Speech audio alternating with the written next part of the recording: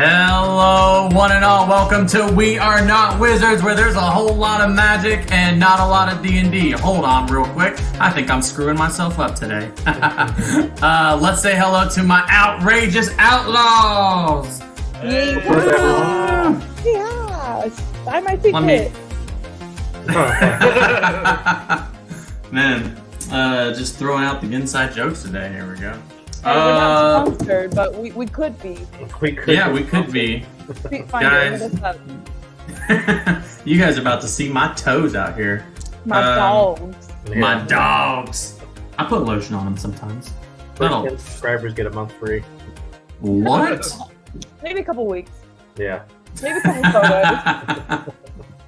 Jeez, y'all are just putting subscription fees and everything, putting like promotions, and I haven't even made an account yet. Anyways, today we are gonna challenge our DM today because I'm gonna go ahead and start this. Let's put no more introductions. Where we start today's session at the end.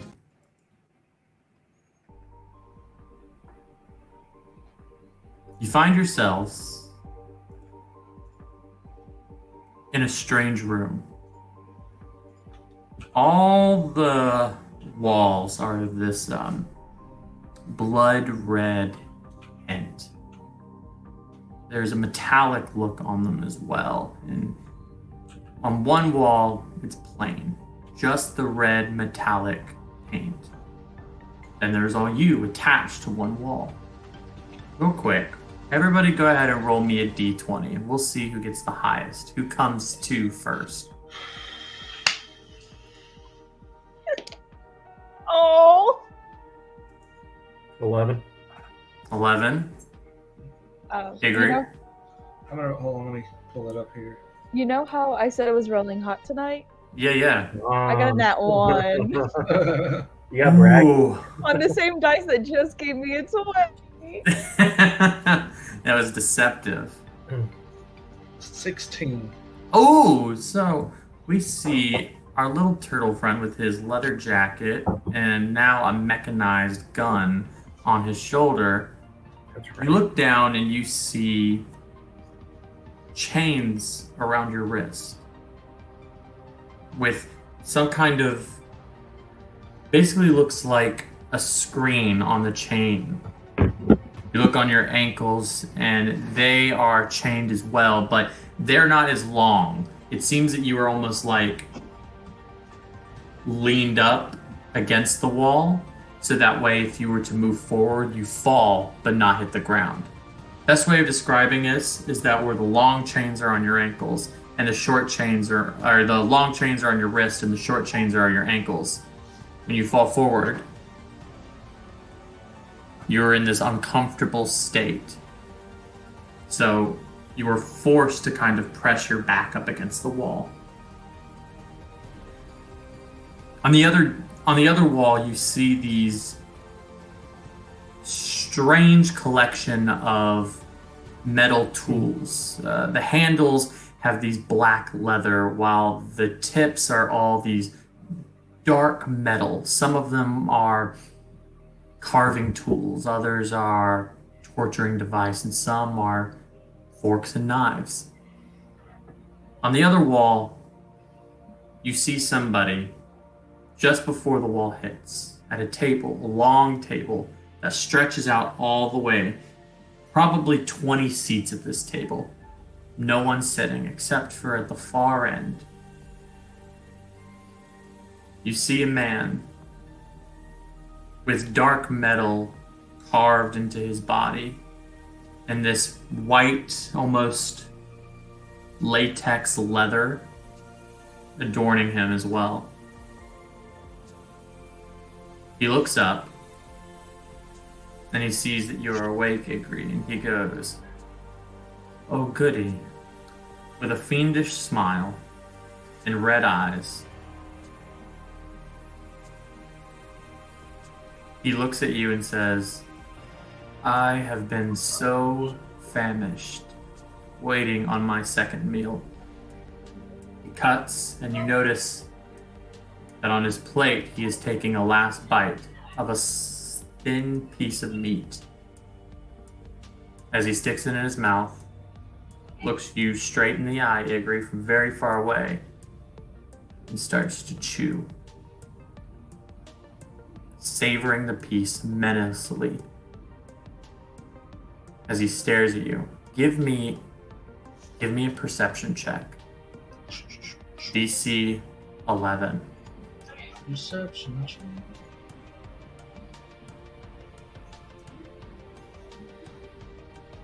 18. On an 18, you know this look. It's a face that you're very familiar with, seeing it in the wild with animals you have talked to or conversed with, because of course you have animal speech, and seen it to the eyes of predators. An overwhelming hunger comes from the eyes of this man. But let's forget that for a second, and we see our crew No. on the Camden. No. Hanging out, you guys, after a awesome, cool party, defeating a huge group of bugs, getting new ships and amazing times. You are back on the Camden after a long night's rest. Nice. You know that your mission, you know everything that is ready for you, but you're not really sure what you're supposed to be doing at the moment. You know that you have to find the AIs. You know that you have to find the former members of the Outlaws, but you're in this state of what to do next. So, we'll reward our buddy Igri again and say, where would you like to go on the ship? This is you. You're in your room, just waking up, maybe a little tired, maybe not a little bit tired, maybe conversing with whatever you did through the night, but you are awake and ready. What's the first thing you do? Probably go maybe towards the kitchen to look to see if there's any kind of food to eat. All right. You go to the kitchen, and as you get to the kitchen, you see Cliff with Paula, and Paula's eating, and Cliff's like, "All right, we've got breakfast coming. Oh, hello, Igri. All right. What's I've going been in the kitchen for 8 hours. I've been up all night. And it's such a great day." And he's you see him cooking what looks to be eggs, but give me a perception check.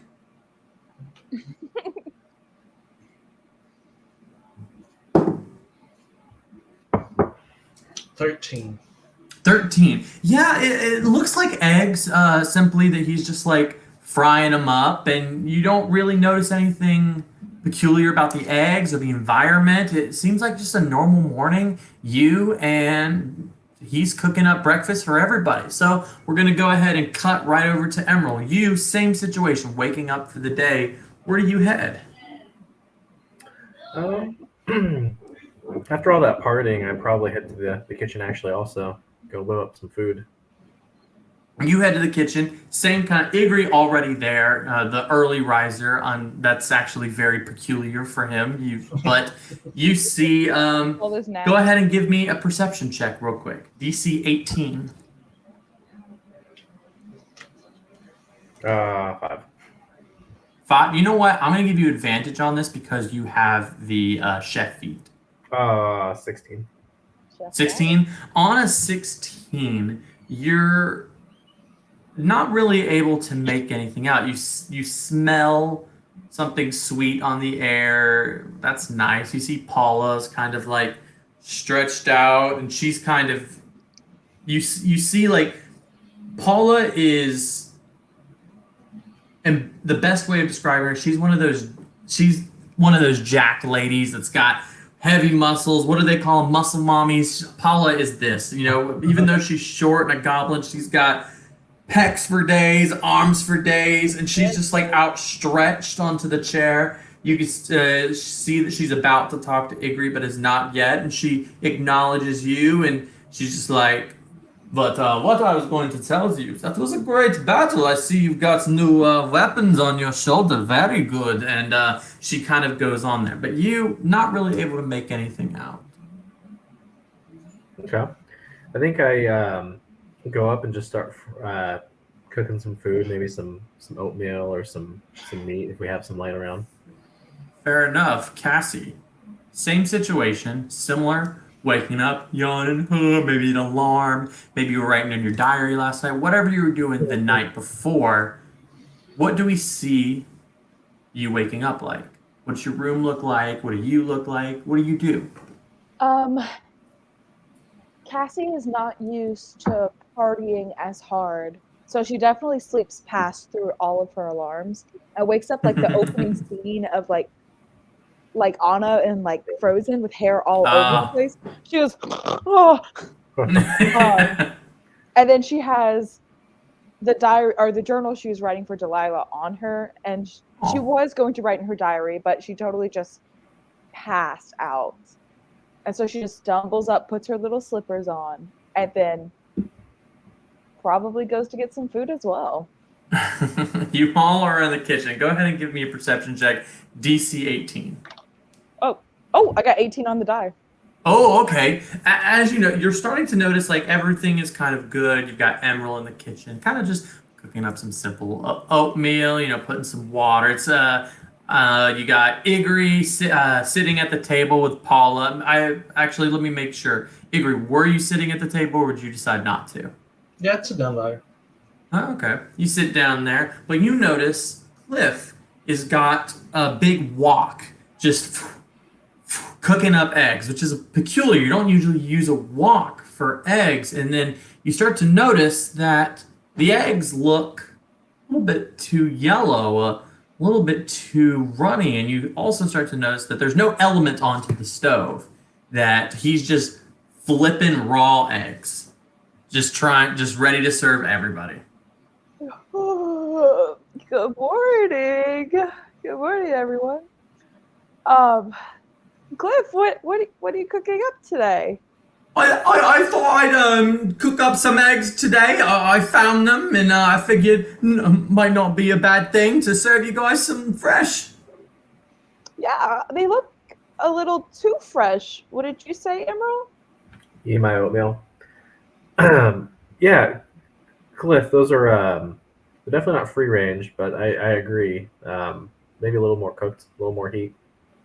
Oh, no problem. And he starts to look. He goes.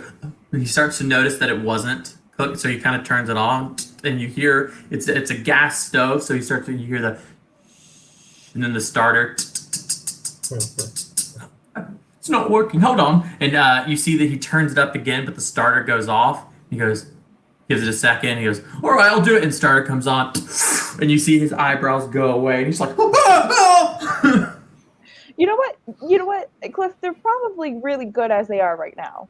Yeah, they're poached now, I feel. Yeah, let me get a little bite. I flash fried them. Let me get a little bite. I need some water as well. Of course. And he goes and he takes a small glass and fills it with water, and he puts it in and goes, and he puts a little plate. Actually, despite his poor ability to make it doesn't look terrible. It seems that the fire really cooked it pretty well, even though it was a really flash element, and it was a quick motion of flame. But they look okay. The water, just regular water, it seems, but the eggs look good.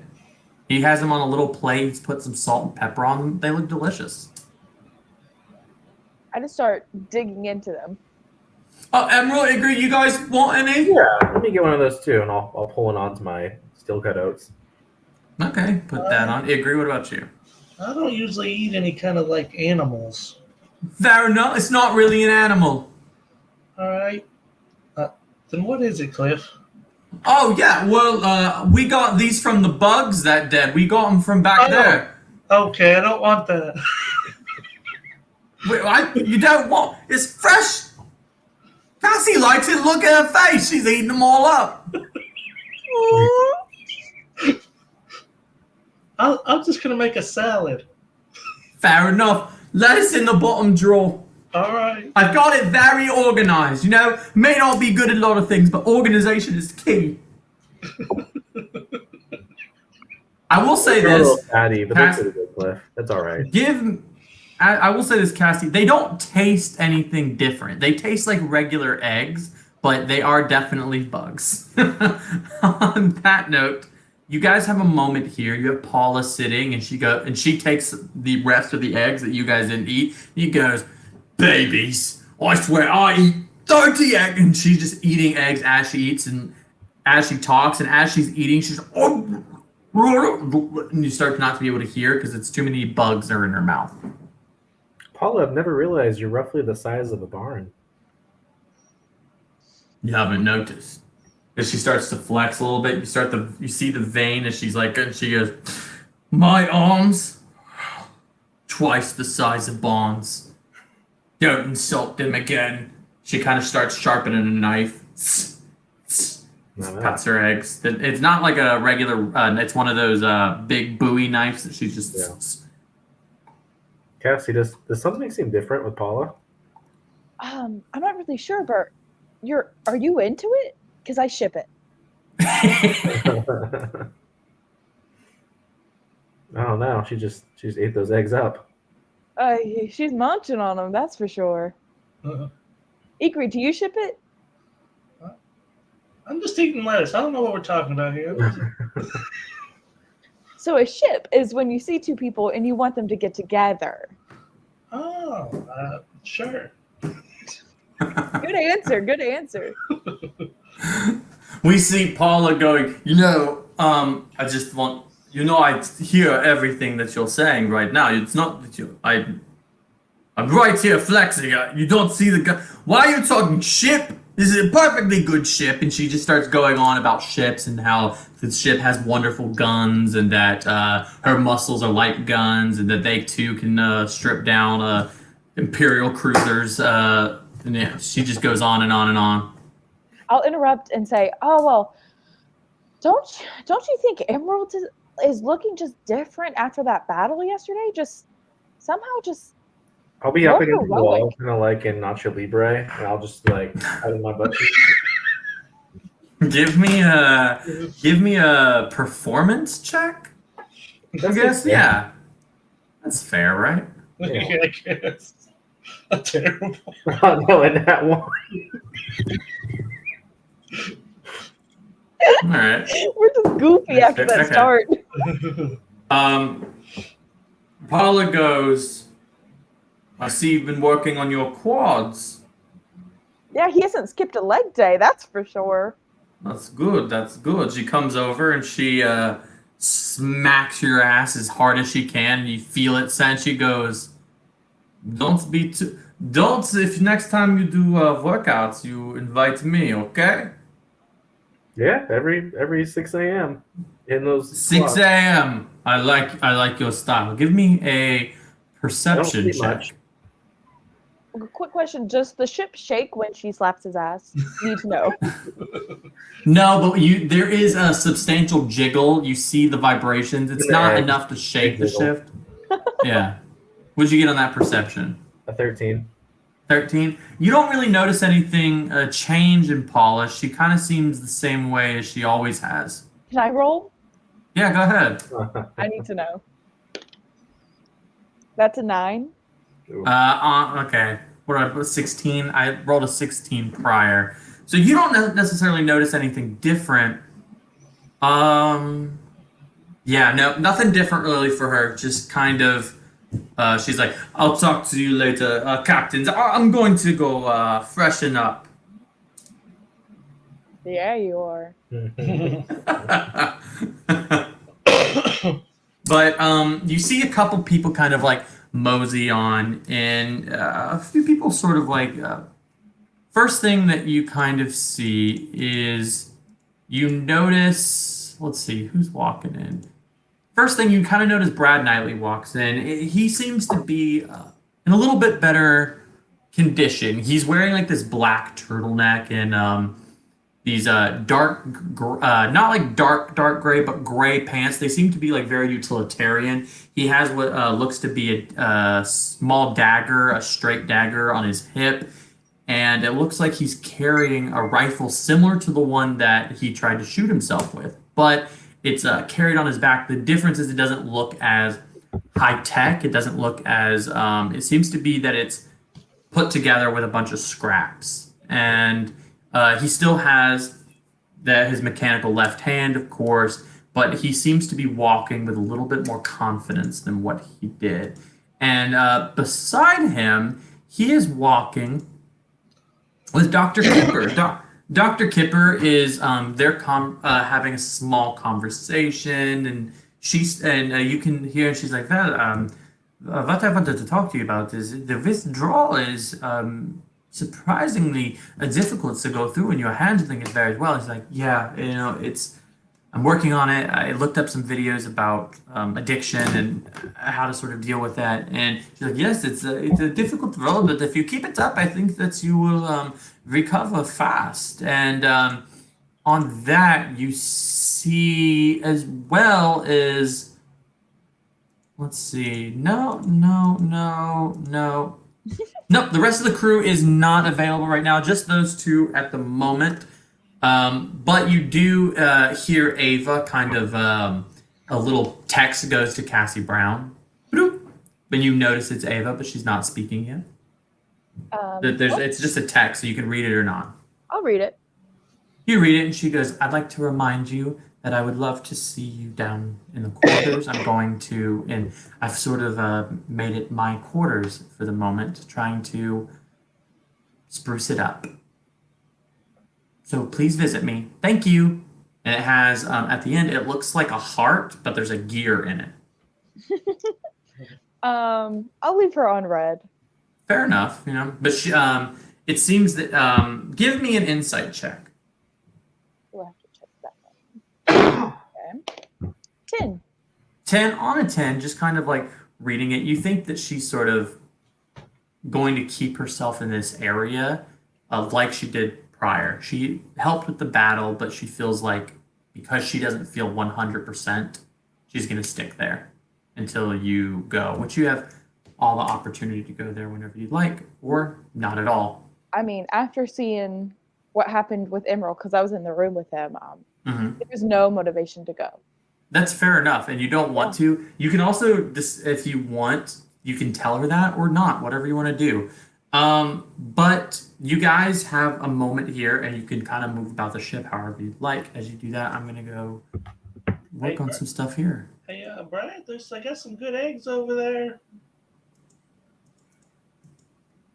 Yeah, Brad, these are delicious if you want some. He doesn't seem to be listening. He is kind of talking to Dr. Kipper. As you say something, he kind of goes, huh?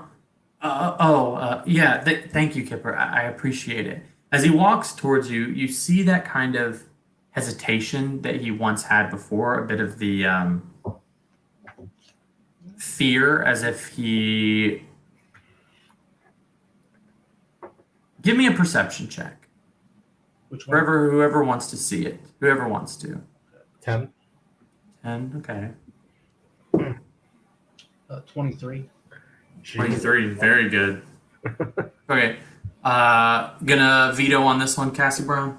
Yeah, I think she's not really trying to interact with him. I get it. Igri Emerald, you kind of noticed that confidence that you saw is kind of on the tail end. It's like you can see as he walks towards you, it is dissipating. It's as if he sees you and he doesn't want to disappoint you. So therefore he's kind of on guard a little bit. And he goes, what is it you guys needed again? I was just telling you, Cliff made some amazing eggs. You should try them. Oh, yeah, I'll go try some real quick. Cliff, can I have some? He's like, is it all right with you, Captains? I'll stab him right now. And goes, Cliff, seriously, you don't need to. He's like, I'll do it. I swear, Cliff, please. And Cliff is like, we'll try. Cliff, looking I at, think you learned at least a couple weeks of kind of standing down, buddy. All right. Still got my eyes on you. He's like, I totally get it, Cliff. Understand. He kind of walks in. He gets a plate and he puts it in. He goes, oh, okay, and he starts to eat it. And he's eating. He's like, oh, these are pretty good. And These are so familiar. Where have I had these before? I feel like I've had them before, but they're great eggs. Good God, Cliff's like, oh, feel pretty good about that. And you see Cliff has a bit of this, oh, you like my eggs. But Brad Knightley's eating eggs, and he goes, so, any ideas on what you guys want to do as you guys are captains of the ship? Yeah, Well- we're looking for a couple more of your old compatriots. Oh, yeah. Who is it that you're looking for? Maybe I can help. I think we had a couple ideas. Did we want to look for the dove next? Yeah, the Dove and Oh. the Cardinal, they're together. Yeah, Or the- you totally could. Yeah. Give me a perception check, whoever wants to do it. I will say the highest will notice this. Ooh, 18. 21. 21. Jerk. 21 gets it. You notice there is a little bit of a look of shame as you not more so when you said the dove, less so the cardinal. There's also that the last miner we need to get as well. Oh yeah, he and I, we weren't super close. We worked together. He was a good guy, if not a little bit old. I would say he's probably a great bet. You should definitely go after the miner first. I mean, technically everyone here in relation to me is old, so Fair There's one more enough. old He's really old. Like Do you think he's still all alive? it's hard to say. When I knew him, he was the oldest person in the Outlaws at the time. He helped a lot of people. He was definitely a very interesting man, to say the least. I remember he always had this big pickaxe, and I guess back in the day he was a miner, and it was sort of an archaic job then, and now I don't know any miners because they use a lot of like robotic drills and get all that material. It's not saying that people don't work in mines. People still work in mines. Just he was like an old timey person. I've never seen anybody use a pickaxe, but maybe I really don't know. I know where he'd be. well, if you think he's too old and we'll need more people, we can definitely go after the Dove first. I have no problem against that. Well, we can help with that. Why would I help? Because you knew them, right? I knew them. I 100% knew them. I don't think I would be much of help.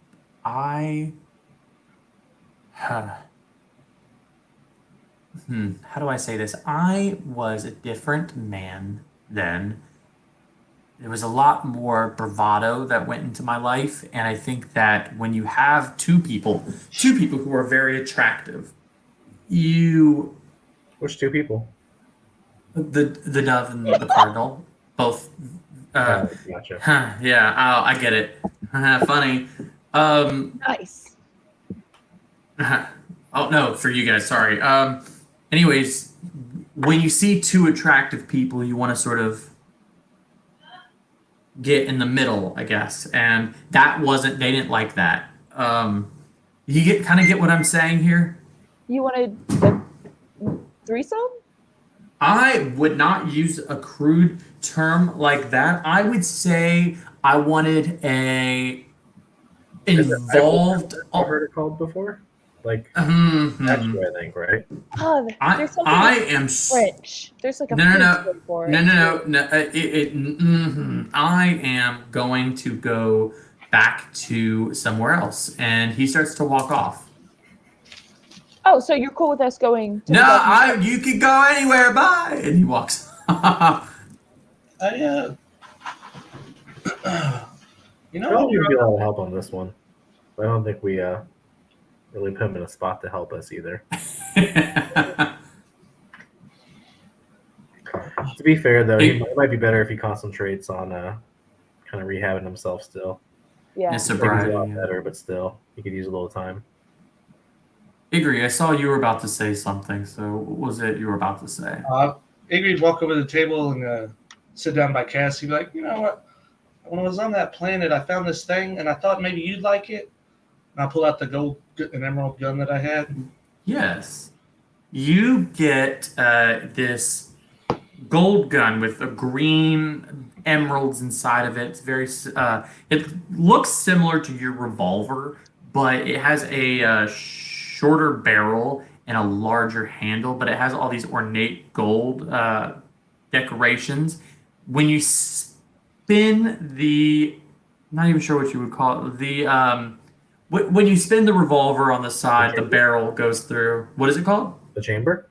The chamber. As you spin the chamber, you start to notice that every other barrel, it looks like it has a slit in it. Almost that it's like there's 2 bullets within every other chamber. So it might be something to put on your side, and I'll add that to your items list later. We'll go ahead and say this Igri also has a very different staff. It is a white ivory, similar green ornate decorations. This is basically its simple stick, similar as any other one, but for this it seems to have some kind of like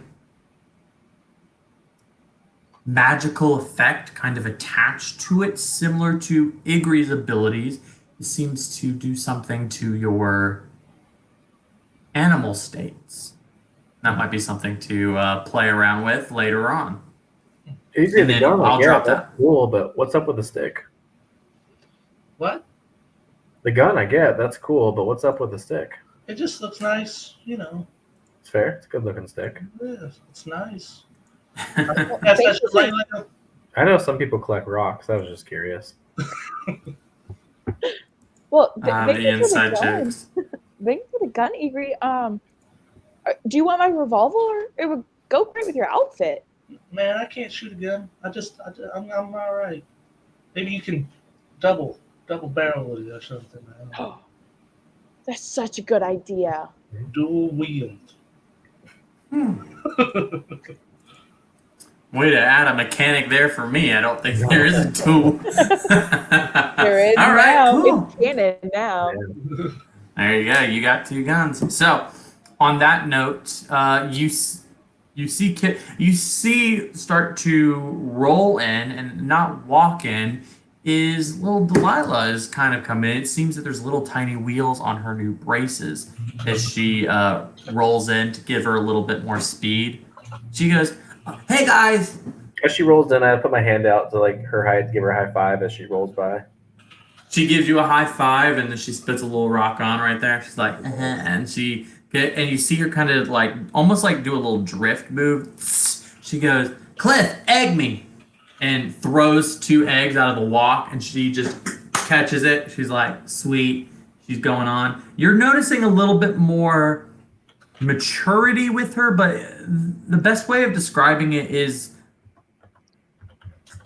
what you would see as maturity is almost like she's just aging a little bit. She seems a little bit more teen-like in her behavior. Delilah, you're taller than me now. Oh yeah, especially with the wheels, I kind of get up there. So yeah, it's really cool. Don't you like it? You like them, Kathy? I think they're super cool. And I have something for you back in my cabin too. Oh, cool. I'll pick that up if you want to. Do you want me to come to your room? I could. I mean, it could be kind of cool, like a sleepover, just like later. Okay, yeah. I'll do a sleepover with you. Let's do it. I have to get pajamas. I don't have any pajamas. I'm gonna go. I'm gonna talk to someone to make me pajamas. I'm gonna go right now. As she's eating eggs, as she kind of like skates away. You could use some of them. And I feel like she's gone by the time. Yeah. Now, going through this, I want to kind of like tell you where everybody is, because I feel like I want to give you options here. So, obviously, Kipper is still in the same room with you. Paula is not. She's gone through the rest of the ship. Let me find here. So, the layers of the ship, there's 3 layers where everybody is. So you've got your cockpits and the bedroom area, and it seems that this is most likely where Delilah's going to be later on, and she'll probably link up with you there at some point as well. And like the daily living, and especially the 3D alternate reality dimension space that you guys can visit. This is where Cliff seems to have walked off to as well after cooking. You have the engine room where you've got, let's see who's in there.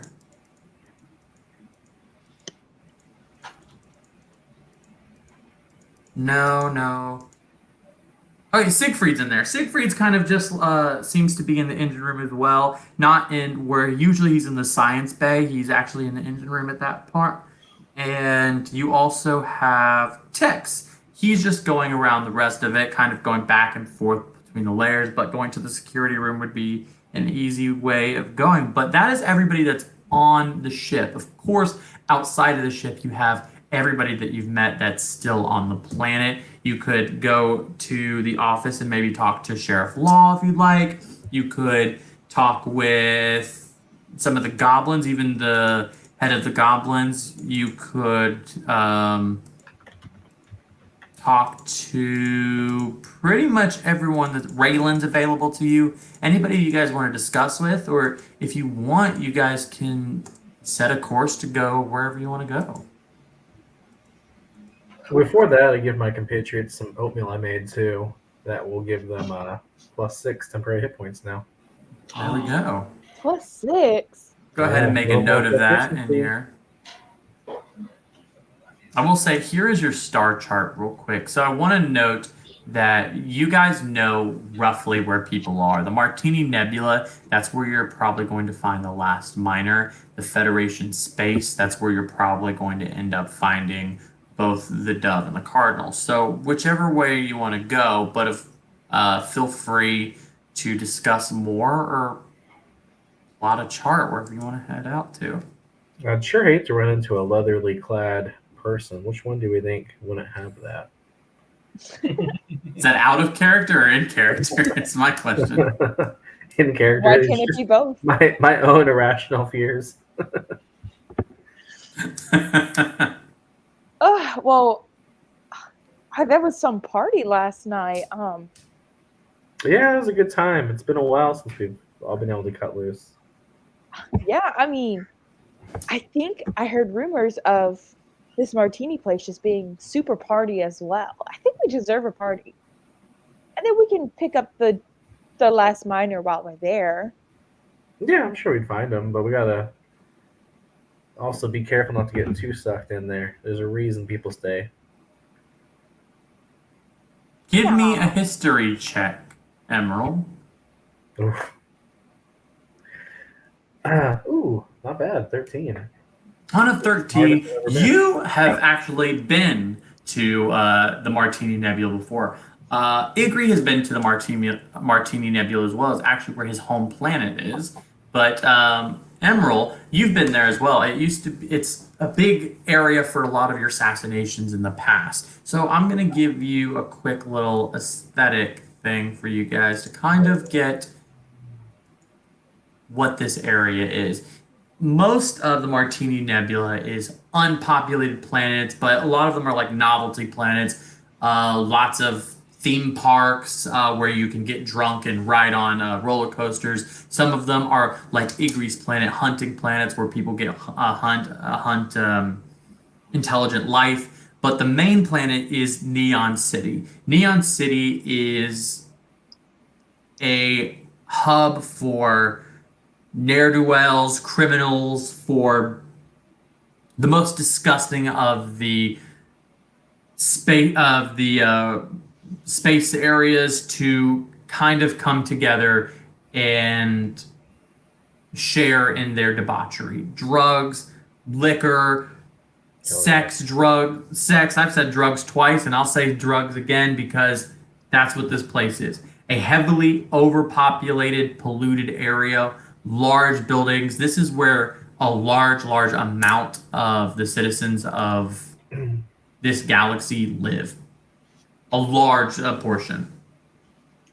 So if you see here, you're kind of looking at like a very loaded city. Most of your city blocks have hundreds upon thousands of people that are just on these roads and of course there are cars and similar things like to cars, bikes, but it's usually tail end to tail end traffic. But it is definitely a place for debauchery. So you guys want to get drunk and mess around, get there. But I feel like we should also make sure that Cassie Brown has a fake license if she wants to go there. Oh, I can Should do be. that. I don't even remember needing a license being there. What's a license? Oh, it's because you're old. That's Fair, true. I never got carded. I only had a license to kill. Ooh.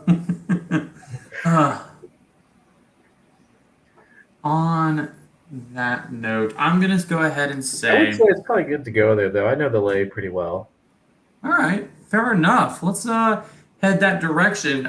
You guys go to the cockpit and you see Delilah's hanging out, and she's already gotten brand new like pajamas that looks like she There you go. put together with like some old cloth that she found around and like stitched together really badly, and she's put it on over her regular clothes. So you see that she's kind of got her brace covered up by oversized pajamas, and she's like ready to go. When she's like, ready to go when you guys are, captains. You all Where are ready? we headed? Yeah, Ava told me that you guys were ready to go, so ready to go. You know, always listening.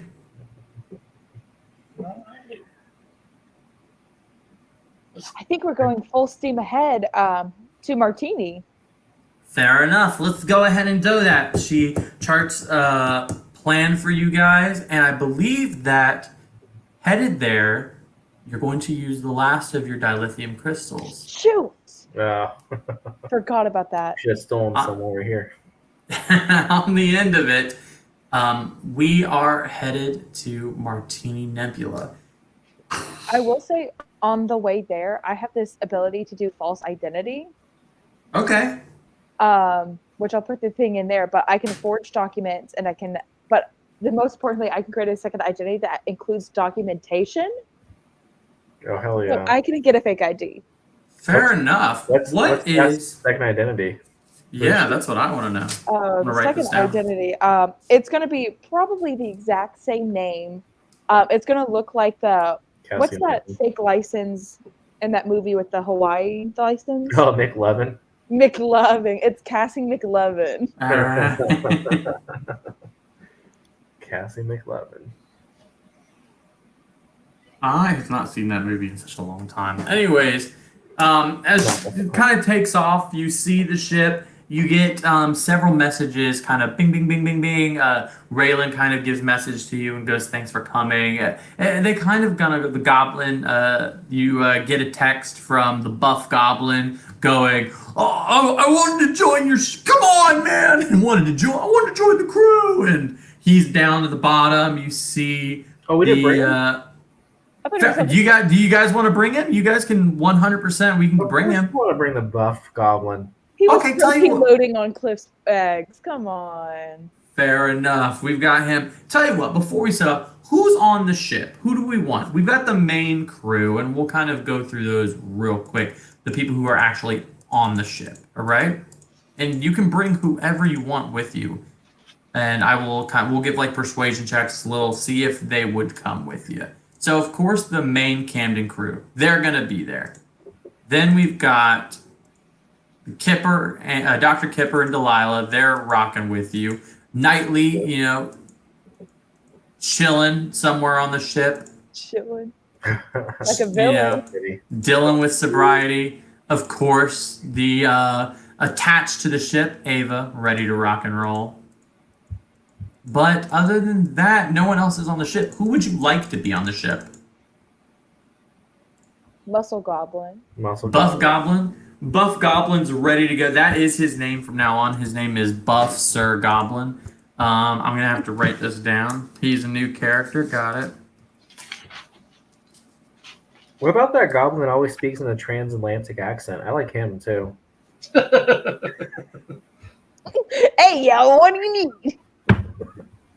Hey, doll. I don't remember that character.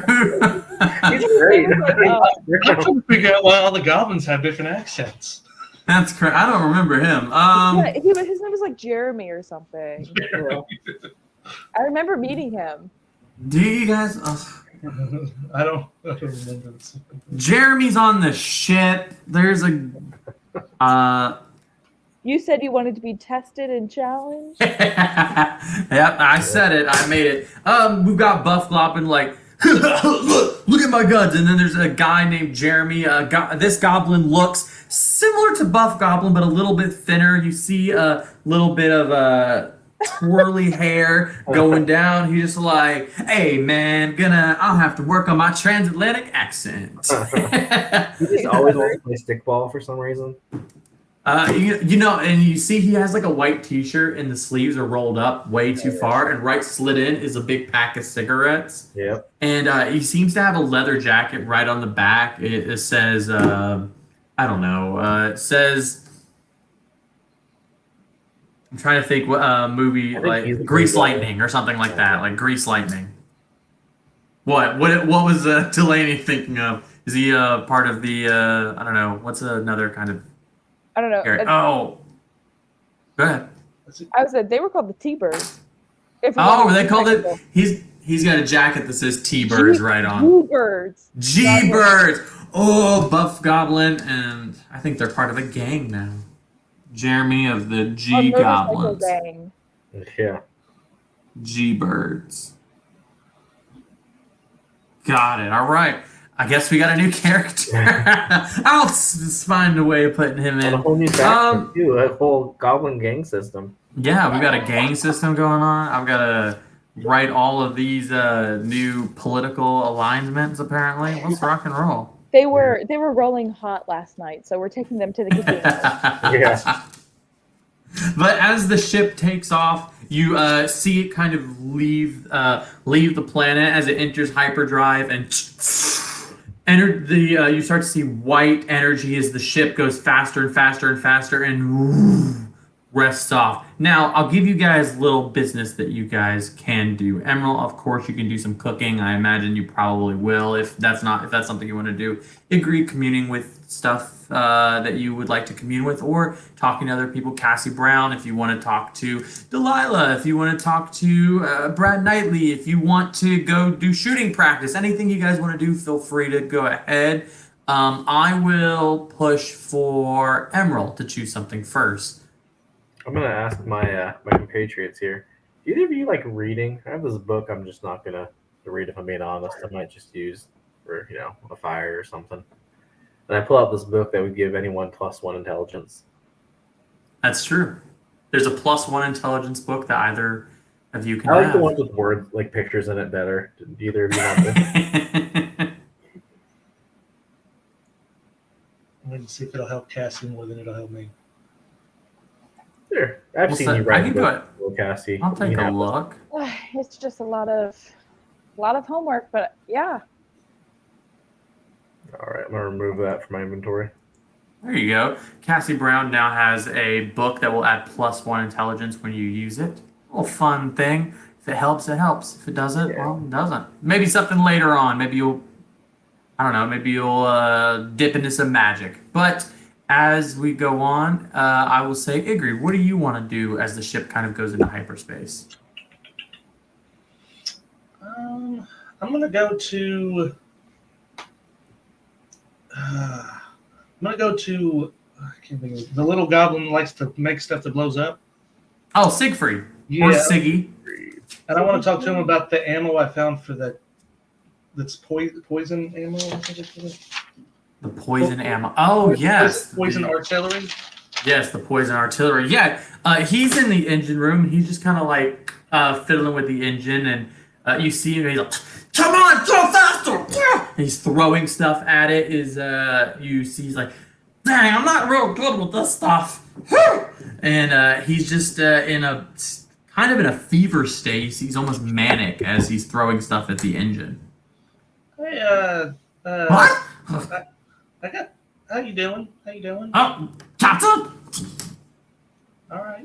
Well, as you can see, I this cannon thing put on me, and I found these little shells. I was wondering if they work with this. I don't know much about it, and if Let's so, take a look. Sit him down. As he kind of has something on his back, he folds up, and it seems to be a metal table that just reveals itself, and it's just his height, so it's actually perfect for you guys to kind of look at. He's like, settle down here. Let's see what we can do. all right, I'll set the little cartridges down or whatever they are.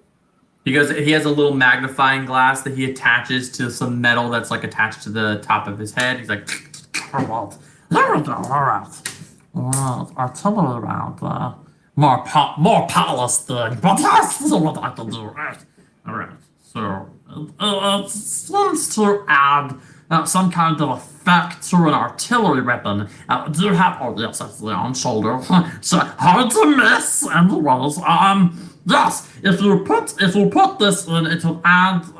And he starts to describe to you what type of elemental effects it will do. I will describe that to you in the more game mechanics. Essentially, it allows you to add a d4 of some type of elemental damage, whether it be poison, fire, ice, of those natures. So you can add that d4 damage. The only thing is that if they are resistant to that type of damage and you choose that damage, it will add whatever that d4 to their health.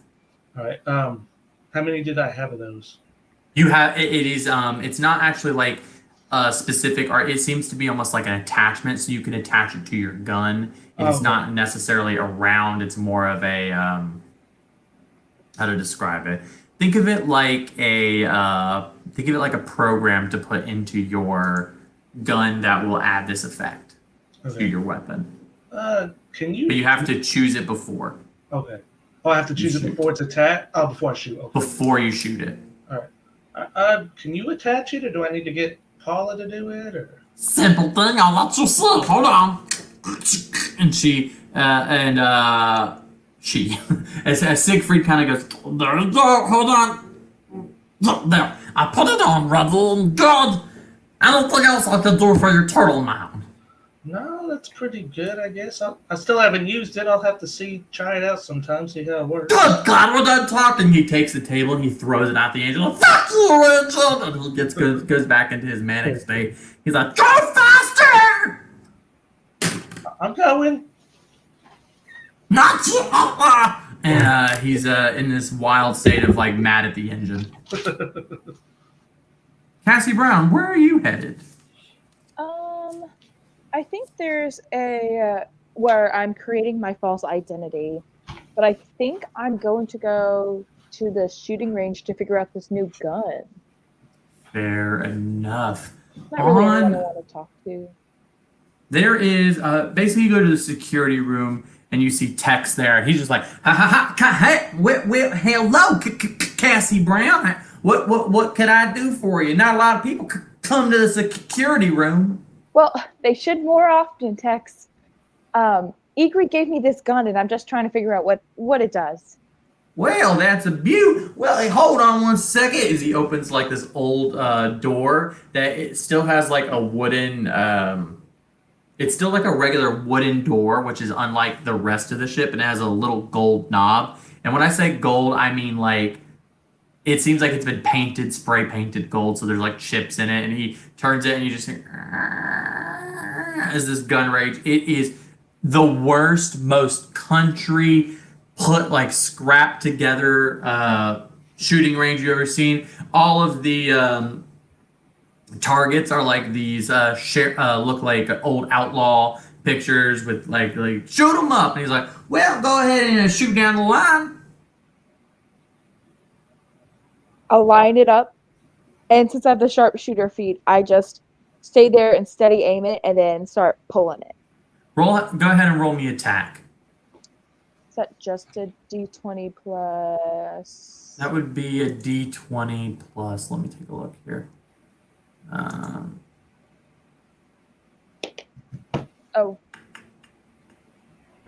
steady aim. I have advantage. It would be a d20 plus your dex, which would Oh, be just d2. Okay. Just your attack action. We'll roll the damage afterwards. Okay. So that's a 20. Not Okay, nat. there we go. I'm gonna go ahead and just roll the damage on this real quick. As the gun kind of goes off, you see this sort of like just a regular shot, but then as the revolver kind of like clicks in, you hear a peculiar. Usually, when a revolver clicks, it's very simple.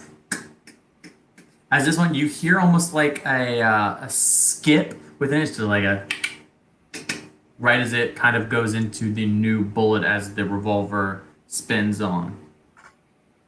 The chamber spins into a new chamber. So why don't you go ahead, fire that real quick. I do. As you fire, you see that the revolver round has changed.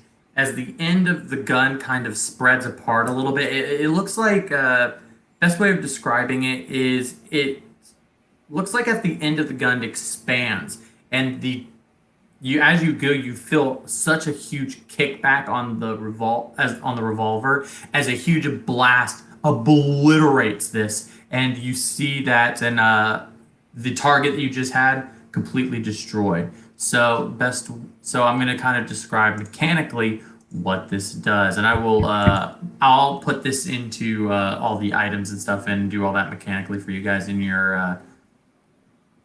But essentially, what it does is that every other shot that you do, you will do a 1d10, but you get a -2 to your attack.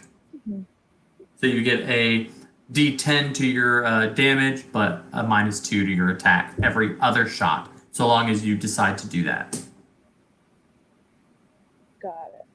So feel free to keep that and keep your other laser revolver, whatever you go. I will put those in your items and I'll give it cool names and make all that special for you guys. Didn't do that this time because I don't think we'll see. I don't know what's going to happen. We might get into combat. But on that note, does anybody have any other business that I'm unaware of? No. As you guys kind of do, you start to see a red light go through the entire halls. Each of you in your respective areas, the emergency lights go with no sirens, but you hear Delilah come over the intercoms go, "Oh, wait, you guys better go!" As you kind of hear like, "You guys better get up here!" And you start to hear as the Camden is pushed back and forth and back and forth. I run. You run, I assume, headed towards the cockpit. Igri, Emerald, I assume in the same direction? Yes. Yeah, we run the As you guys get to the cockpit and you see the glass in front of you, you see a planet bathed in this red light.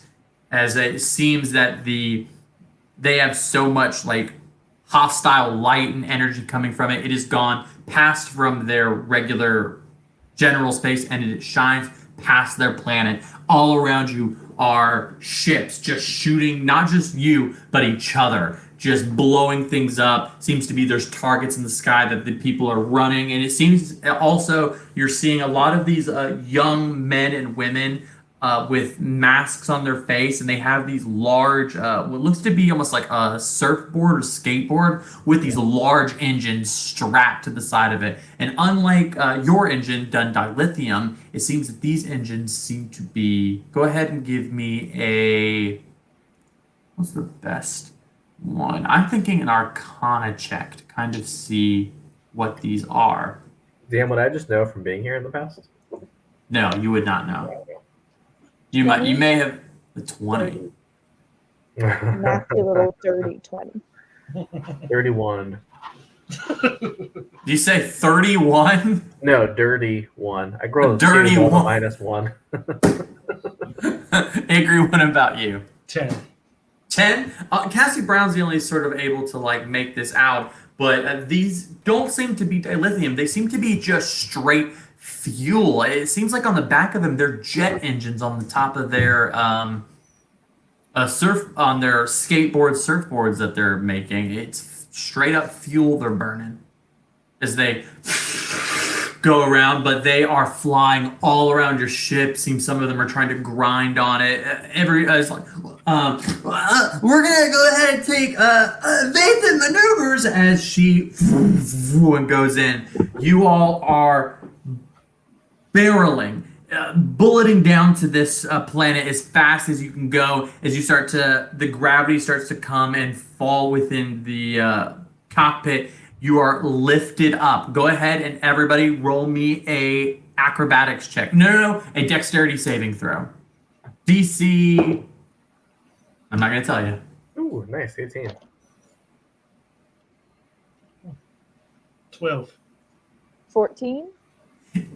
All of you make the save. Let's as you I'm going to describe what happens. Tell me how it happened. You guys decide. As you kind of are lifted up, you feel your body about to go into like a rough space as you're floated up. As you see her pull the hydraulic, pull the steering wheel back and sort of make it in. The gravity starts to hit you. How do you make it so you're not injured as you hit the ground as hard as possible? I pull into my shell. Okay, we see Igor. Bubble butt. Just bounce away. We see a little turtle just boom, and just kind of shoots all over the cockpit. Emerald, how are you saving yourself in this situation? I just cushion the blow with my bubble butt. You hit the ground hard, and you just you see the vibrations of his enormous cake as the whole cockpit shakes just a little bit more. Cassie Brown. I feel like I fall on top of Emerald, knowing he would bubble butt it. Fair. We see Emerald just catching Cassie Brown, able to kind of like do, but all of you are safe. Nobody's injured. As you hear on the comms, you have Cliff going, "Oh, I broke it all. All of it's broken. Oh God!"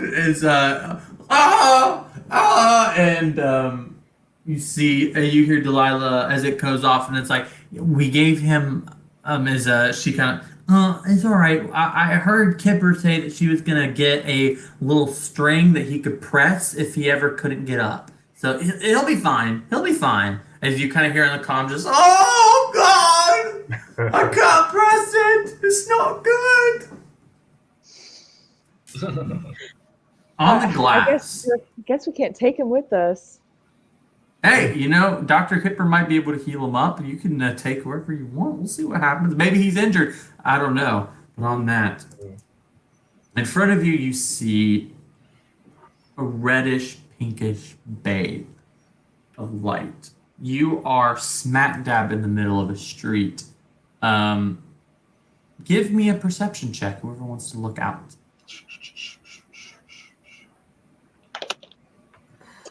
14. 3. 14. Okay. 11. Okay. We'll go with Lowe's. Emerald, you see a crowd of people all kind of doing their own business, ships. As you kind of look up, you're able to see a lot of ships flying back and forth. Igor, what was it that you got? 11. 11. And Cassie, you got more than that, right? 14. 14. Igor, you kind of see that people are not really paying you any notice. Everyone is doing their own thing. This seems to be something that's normal. Ships crashing into this area. So no one really bats an eye. And Cassie, you notice that, in fact, you are so mundane to them. You see what looks to be a homeless man just peeing on the ship. And it seems that you even crashed into like maybe some people who are now dead. You see, but nobody really cares. Nobody seems to bat an eye. As the Camden has landed in what looks to be Neon City. Guys, we're going to have a fun time. I'm just like looking at the guy taking a piss. Yeah, I think so. As you do that, give me now. You know what? No, I don't think you guys would see it with that roll. Anyways, you guys head out of the ship. Are there bodies under our ship? There are dead people just like smeared on the bottom, but like nothing like a little bit of a power wash couldn't take off. Is there any form of identification? Yeah, you could go and take a look. It seems like there's some small licenses here and there. It looks like there might have been some kind of like gathering. Maybe it seems that you may have landed on what looks to be maybe some kind of gang fight that you've landed on. Hell yeah. Do they have Before I any- get off, I give Delilah though a cookie I made her and a little note. Oh, okay. What does this note say? Is Delilah kind of like, here you go. I'll whisper it to you, Chad. Okay, go ahead and whisper that to me. You're you and your secrets. I'm gonna go check these people to see if they have any money on them. Not money. How to tell their loved ones? We just landed on them. There you go. Go ahead and give me. Yeah, you know what? They do have some money on them. As you kind of go, all of them, all the ones that you kind of can see that are not completely under your ship. Some credit chips have popped out, and you're able to like get them and put it right into your PAL. Go ahead and get 500 credits right there. All right, I'm gonna put it under the CP, which is I'll just put it under that. Yeah, 500 right there. All right. That'll work. I will say, Cassie, you're got that's not a lot of money. I want to make that very clear. In my mind, Hey. it's a lot of money. Yeah, in this world, that's not a lot. Well, I only have 115, so Fair. You have about $1.25 in this world. He's got about $5. Man, I'm rich. Chad, I sent you a whisper on the note. Oh, okay. On what now? On the Which game one? chat, I sent you a whisper, like in the Oh, okay. Yeah. All right, I see it now. cool. What did? Aw. you don't want Cassie Okay. to get jealous, I got do it. you? As you kind of get, she kind of reads it. She's like, "Oh, thank you, Manuel. That's sweet. I appreciate it."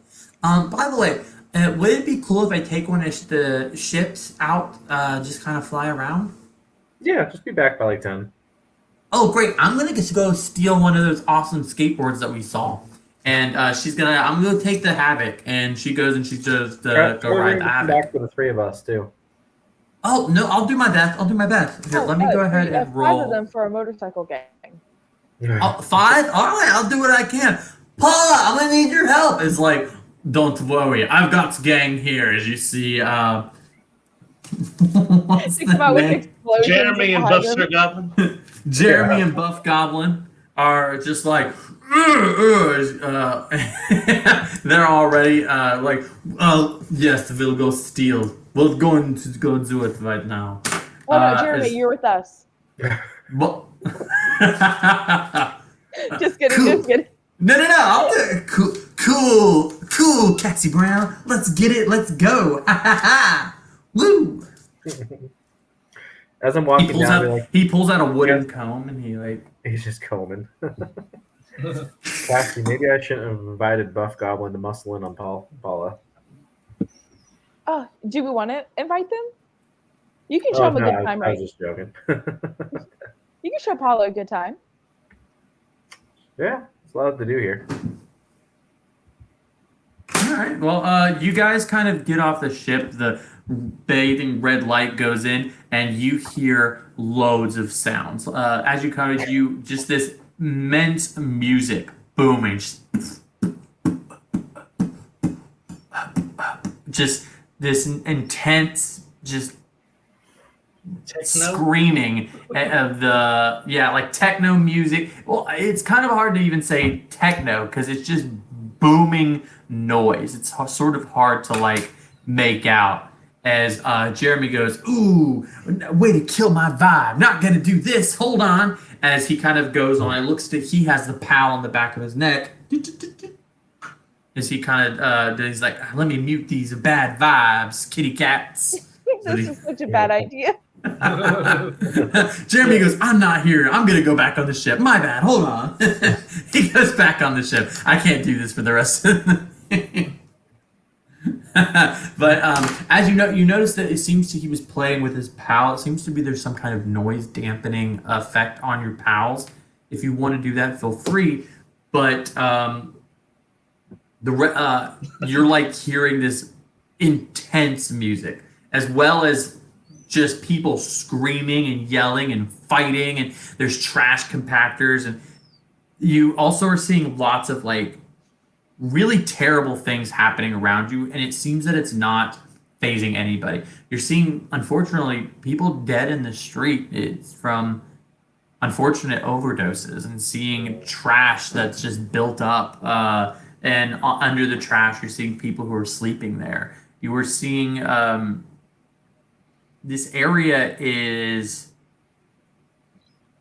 strange in the way that it looks like there's a lot of money being kind of gone back and forth. You're seeing businesses, and you're seeing what looks to be like strip clubs and bars, and you're seeing like small windows of women dancing, and then you see another with like a man dancing, and then other windows there's just like aliens, like 12 arms, just like shimmying back and forth. Hell yeah. But despite like having all of these kind of like, there's definitely like exchanging of money going in. This seems to be a very hopping district of the planet.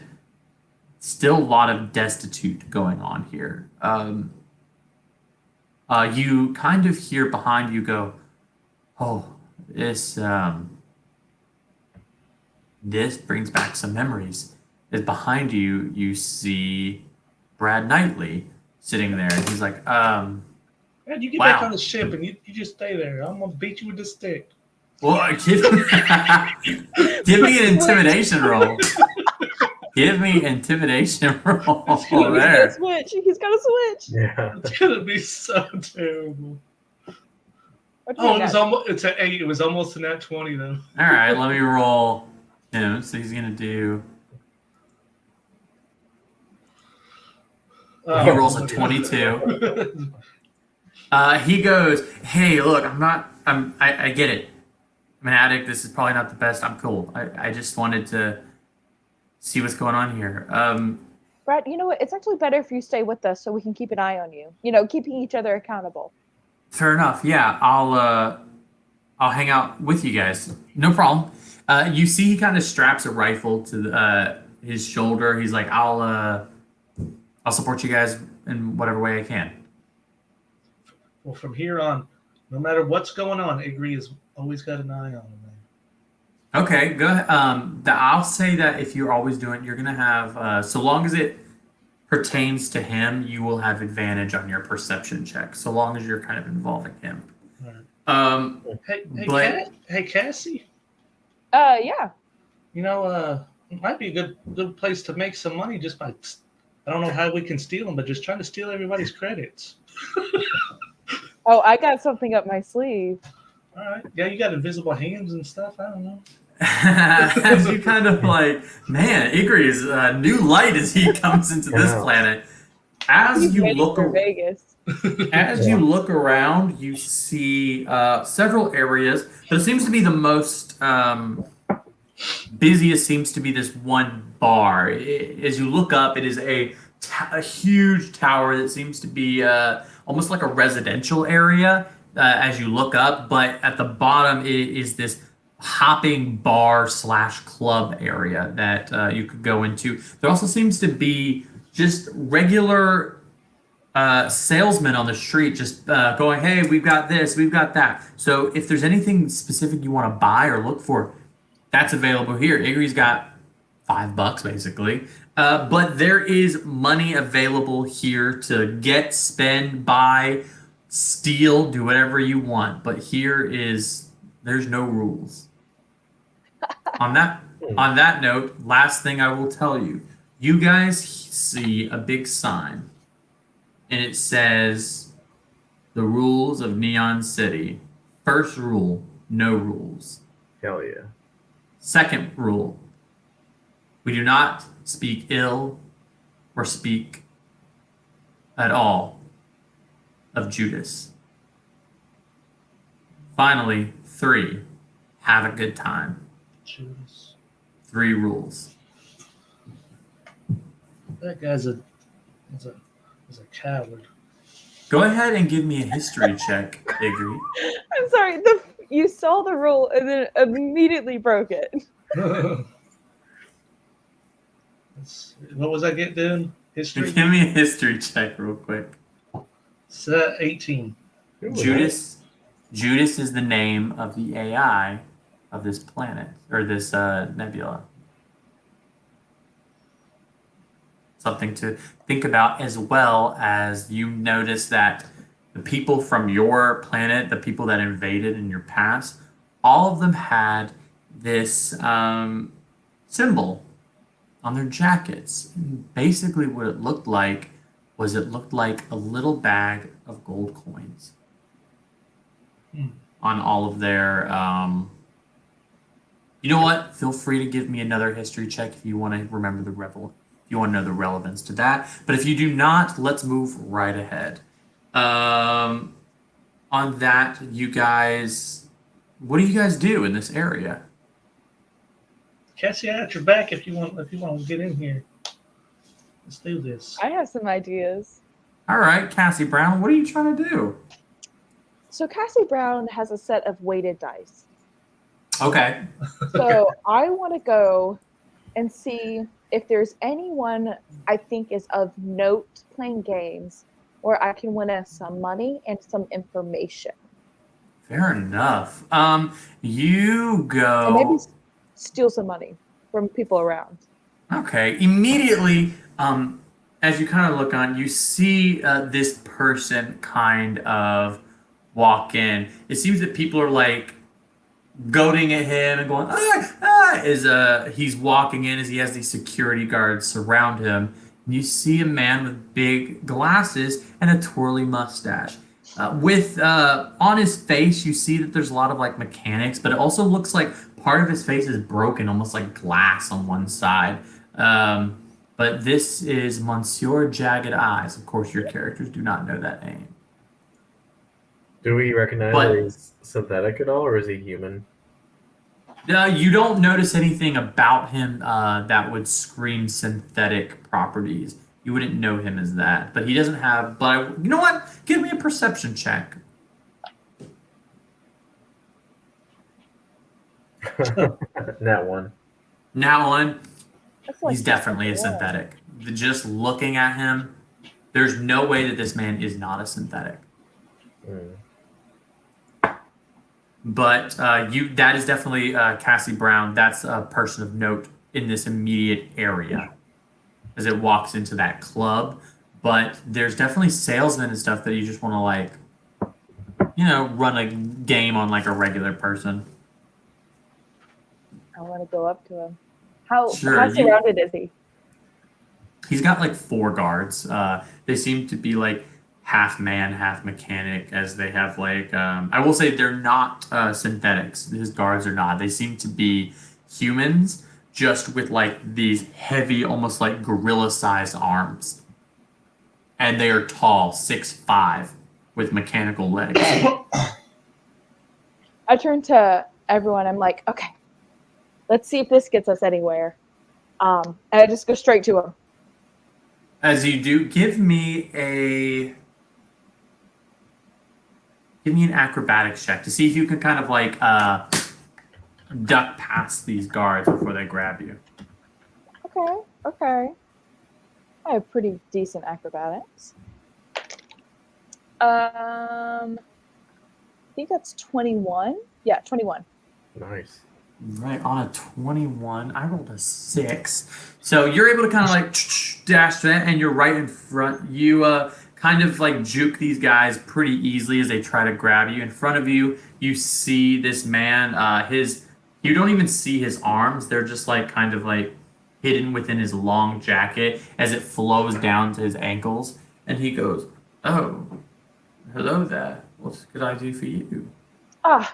Cassie McLovin. Nice to meet you. McLovin it was? McLovin, yeah, it's a family name.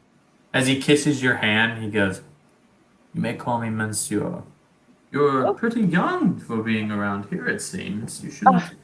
I've been told I have a baby face, but I promise you I'm of age. I've done this plenty of times before. Well, it's okay if that's, what is it you're trying to do right now? When I enter a room, I can spot a person of note from a mile away. And you saw me.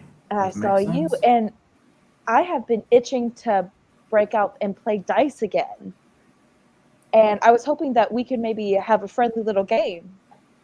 Fair enough. Please come with me. As he kind of passes these guards, he goes, no, let's take, you said McLovin, correct? We will, let's go ahead. Please, as, you come, as, a man kind of walks over with, like, scantily dressed and kind of pushes in onto, Monsieur Jagged Eyes, and a woman kind of pushes right in on him, and he goes, let's go see if we could have some fun. And walks into this room, and it is popping. Like, I'm talking that music you saw before. It seems to be that music kind of dissipates as new music is flooding the room as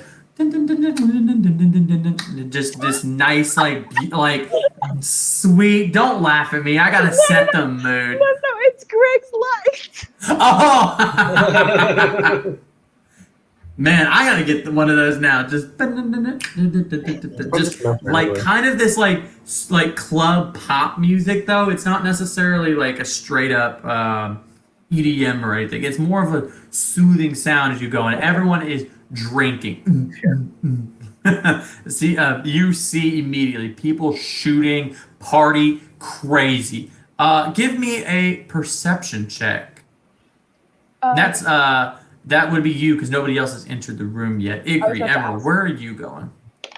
I would be going in like a little bit behind her, but I would be make sure Brad's with me.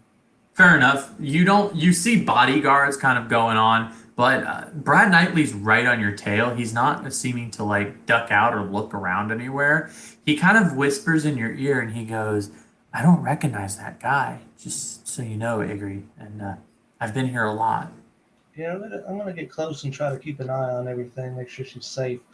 That's our main mission right now, is just making sure nobody does anything silly. Yeah. I'm gonna cast Detect Magic as I start to walk in. That's good. You cast Detect Magic, and it seems to be the music is there seems to be a magical effect going on here. That the reason why that music dissipates is because here, everything, the drinks, the drugs, all of it has been enchanted by some kind of mechanical. What do they call it? Like some kind of like pseudo science magic going in here, kind of like an alchemy, so to speak. Everything, it is flooded. You are magic booming in this room. Emerald, where are you? Are you kind of following behind? Yeah, I'm probably last coming in, but I'll come in and follow. Okay, you kind of are right behind. You kind of hear the little line that Brad Knightley says to Igri, be like, "Hey, I don't recognize that guy. He's not." But Cassie, what was that perception check that you did? 8. 8? That's perfectly fine. I was thinking 5. In front of you, you see a lot of people, but the person that you immediately spot is a dwarf. Seems there's a dwarf with a similar kind of like round glasses, but there's a tint, an orange tint to him, and he has got a big glass of beer with headphones on and mechanical with a nice beard, and you hear him just go, back in my day, you wanted to talk to a dwarf, but we're gonna come. It's just this voice, just so filled with alcohol and drunk. There's not really any words coming out. But Monsieur Jagged Eyes looks at you and he goes, yes, if you want to go over there, there's a game that we could do, just you and me, little, of age girl. Thank you for, it's actually a woman. Oh, not a woman, girl. yes. I totally understand. But Give I me a would love- deception check. What? You mean I didn't play at all? Oh, not bad. That's a 17. 17. He goes, yes, of course, woman. I completely understand. Please, as he gestures to his new courtesan, go sit, go get us drinks, you. And he gives a firm little pat on the butt to the man as the woman as he gestures to the woman and goes, "You sit on my lap, look pretty, so everybody knows you're with me." And she goes like, "Oh," and kind of goes, You go and you see this dice table that everybody is going on. How am I going to play? So you have loaded dice, right? Very simple game that they are playing. It seems that they're rolling 2 dice at a time. Every time they roll the dice, they add up the number. As the number lines up, they're basically versus each other. Every 4 people are in the lot. Those 4 people, if they get a higher number than you, then they win the pot for that time. The difference is that everybody is cheating a little bit. Obviously, it's to be the game is not to be able to really roll as high. It's to be able to roll high without anybody noticing how you're cheating. Because if you get spotted, there's a guy right there, a robot with a revolver ready to shoot you. Seems to be it's a game of deception. DM, is that guy? He's a robot or a synthetic? Robot. Oh, okay. There doesn't seem to be any synthetics in the room, but to you, except for Jagged Eyes, which apparently looks like one on your nat 1. So feel free to roll them. So I would say with loaded dice, that would give you 2d6 with advantage, right? Now, you know what? Tell you what, let's do it like this. Roll 2d6s, and I will allow you to re-roll one of them. Does that sound fair? You feel like I need to give you a little bit more? This sounds fine. Okay, go ahead. I'm going to roll mine too. Okay. Oh, I want to try to find a way to use my mage hand with it too. Fair enough. Oh, okay. Okay, I'm going to re-roll 1. Yahtzee. Oh. What'd you get? I got double 6s. Oh, okay. Hell yeah. Good. I'm as telling you, you I'm do- rolling hot. Take it to Vegas. One. Right. Cool. All right. So you see that everybody kind of rolls. Give me a deception check as well on top of that. Awesome. Did I put Actually, do a sleight of hand check. Sleight of hand? Okay. Oh, okay, perfect. This is my game. Oh, okay. That's another 21. 21. No one's really able to notice what you're doing. They don't really notice that the dice are loaded. But everybody rolls up. You see a 5 and a 3, a 5 and a 6. You see 2 5s. You see a 3 and a 1. And then there's you, double 6s as they kind of go in. Like, God damn it! What the fuck? Give me a perception check real quick. DC's not too high. 1, you don't notice anything from the players. It seems that everything was on the up and up, fair. And it doesn't seem the robot has noticed anything either. Because I would definitely be watching. Would I have noticed anything? Feel free to give me a perception check. Because that's my main thing. Just trying to make sure that she's staying okay, and that's with the magic detection and everything too. Mm-hmm. 22. 22. I was going to give you an advantage, but no, needed. You definitely see, because of detecting magic, as you kind of go in, you notice that one of the guys behind the roller seems to be like flicking his nose a little bit, and it seems that he has turned one of the dice. It's just one of the guys, but the other 2 seem to be have like these mechanical hands. It seems that they were kind of like using these hands to roll the dice in a better way. You know, and essentially like they were crunching numbers in their head, and they're like, oh, if I roll the dice off my hand like this or like this, they're more likely to increase their odds. What did I win? You won. Hold on. What did you bet? You didn't have Exactly. to. How much did you bet? A lot now that she That's won. the. I would say Yeah, I was gonna say you didn't. I probably would have gave her the 500 credits that I had if I knew. Fair she was enough. betting. Okay. Well, they did. Let me see. So I'll take I, that prob- I probably take- would have. Yeah, I'll take that off of mine. I probably would have put 500 down in order to try to impress that dude. Although she thinks it's a lot of money, but Give me a persuasion check with that. Okay. They match your roll, so you won it from 4. So 4 times 5. There you go. You got 2,000. 2,000 2,000? credits right there. 2,000 credits right there. Oh my Yes. god. Big roller now. Got to go to the VIP suites. You know, You this is see, happening. you I see, go buy- Monsieur. Go ahead. Yeah. No, you're good. What do you need?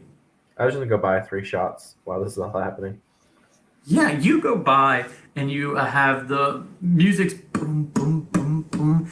As the bartender, you kind of moves right beside this dwarf. As boom, boom, boom, the beat goes. What can I get you? As the bartender's looking at you. Yeah, just three quick shots or whatever you got behind there. Just No something- problem. No problem. I'll find something for you. You notice on his eyes, he seems to be a synthetic right there. As he kind of pours shots right there for you. How many? 3? Yeah, 3. 3. Hold on real quick as he kind of does a scan. He scans you and he goes, "Oh, first time here at this bar? First round's on us." Oh, perfect. I'll take them. Gives you 3 shots. And Luke, you see this guy, Luca, with a beard just like, "I swear, if he was here, he would tell everybody." And, You him look and like his you need one of these. drunken. I'm gonna hand it to the drunk dwarf. He sobers up for a little bit. He goes, "Oh, thank you." As he takes a shot, he drops it in his beard. He just hits it down. He goes, "Oh, that's what I needed. Oh, well, there's something that but it's that's good on you. What was your name? I swear I was too sober to talk. What could I do for you?" Oh no, you just look like you're having a good time. Wanted to join you on that. The name's Luca. As he kind of puts his hand out to shake, you see the mechanics. He's got like 5 watches on his hand. I'll bring Luca up for you. Oh, nice. I see that. Just got to bring him up one more time for the audience and you. He's got a bunch of watches on his hands. As he shakes you and he's like, "Luca, please sit. Take your shots with me. We'll have a good old time, don't we?" Yeah, Emerald. By the way, I'll shake his hand. Emerald, nice to meet you. I see. You know, we don't. I don't talk to lots of synthetics. They've got a bit of a robotic tone, but you. What could I say? You seem a little bit normal as opposed to everybody. Give me I guess, a perception check. 13. Broke the mold, I guess. Yeah, you see his accent started off a little bit of an Irish tinge, is sort of like changing a little bit as as he's like, "Oh, well, top of them," he's that very like Yeah. stereotypical. It kind of flows into something else. It seems to be that best way of describing it is somebody that he's well traveled and he may know multiple languages. Gotcha. Seems that. Yeah, so it's kind of hard to pin down where this guy's from. Well- But he's like, "Oh, what could I do for you?" Yeah, just like I said, you look like you're having a good time. Wanted to join you. What's your story, Luca? "Oh, well, that's good. Everybody in this city seems to have an angle. I assume that you needed something. Well, just having a few drinks, talking to this man here. Of course, not listening to me. Synthetics, not like you, though." Well, just having a good old time, having a drink. Where home base isn't allowing me to come back because may have overdid it a little bit, but that is not. Oh, where's home for you? Oh, just a planet over. Oh, okay. That's just a hop and skip over the way. Yeah, well, us dwarves don't like to go out much. We like to keep to ourselves, so feel a little bit homesick. But hopefully they'll accept me back soon. Yeah, I'm sure they will. Who wouldn't want to? Yeah. Oh, just thinking about the old times. Me, used to fly around with an axe in hand, taking down many, just head after head after head, and then everything went to shit. I'll tell you that. The only thing you can rely on is a good pint. Ah, I'll drink that. And I'll have my other shot. Ah, good on you, boy. Yeah, bring two more right here, my treat. And as you drink with Emerald, Cassie, you see a little like bladed hand kind of go over your shoulder, um, and you see the hand of Jagged Eyes kind of goes. He's like, not bad. It seems you know your way around dice. I sure do. I've been around the block a couple or two. Interesting. So That's, what do you say I got for this hand? what do you mean for this hand? Oh, you mean the hand on your shoulder? Oh no, I meant for this dice I just rolled. Although I would love to trade in secrets then, Bunny. Do you want to trade for something? Well, please. You move, go. As the table kind of like takes away, you are at this kind of like all the people who were rolling dice. He's like, what kind of information are you looking for? Perhaps. Just I'm new in town. I've been needing a vacation, so the high rollers, where I can get a good fix. You know, I see a lot of things about this, you know, of the person we're not supposed to speak about. Oh, I see who you want to talk about. Well, I can't say that I would be able to get you there, but I might be able to help you in other ways. Might be able to set up some games for you, maybe a little bit druggy drugs. You know, this. I actually happen to own this establishment. Oh. Yes, well, if you want, here. He slides you a key card right there. He's like, at the top of the room, room 584. If you go there, I do have a little bit of a private party. It is the suite on the 500th floor. I don't like to use the too high. I mean, sometimes I like to walk. I don't want to walk all the way high up there. So, nice suite. It's my personal suite. Feel free to go whenever you want. Well, thank you very much. Now, Might find some interesting people. now, on this next hand, are you gonna play? Okay. I'll play with you. Go ahead. I know what I want, and then you let me know what you'd want. All right. You tell me what you want. I'm gonna need to find a way to get press here. Something to happen where one of my friends can come out looking good. You want a story for the rest of the. I understand. Tell you what. I think that I could definitely help you with that. But here's what I want. I want a finger. As he looks at you, he goes, as he kind of like extends his hand, you see his metal, as he has rings on them, and he goes, I don't know if you noticed my hands. As he looks down, and you see these rings of gold and white, and goes, I am a collector of sorts. And I like to collect very pretty things, interesting people. I like to bring them around with me. As he kind of pulls up another golden necklace with other rings of white and gold, he goes, I have a wonderful jeweler that's able to make me lovely rings out of your fingers. Well, And you seem I don't know fun. if I can. I don't think I can give up a finger, but I do have something that might interest you. What is it you'd like to give me? And I pull out. This is some lore from a little bit ago when we were in that dungeon. Okay. I did steal a metal fang. That is true. You did steal a metal fang from I think when the Something. snake. the Iron Cobra. Yeah. He goes, interesting. Would this settle for one round? 1 round. Feel free to roll the dice. Give me a deception check.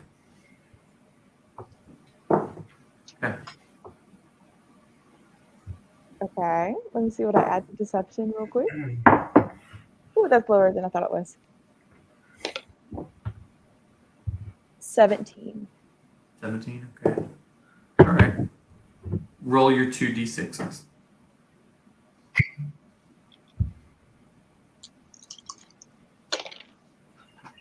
Okay.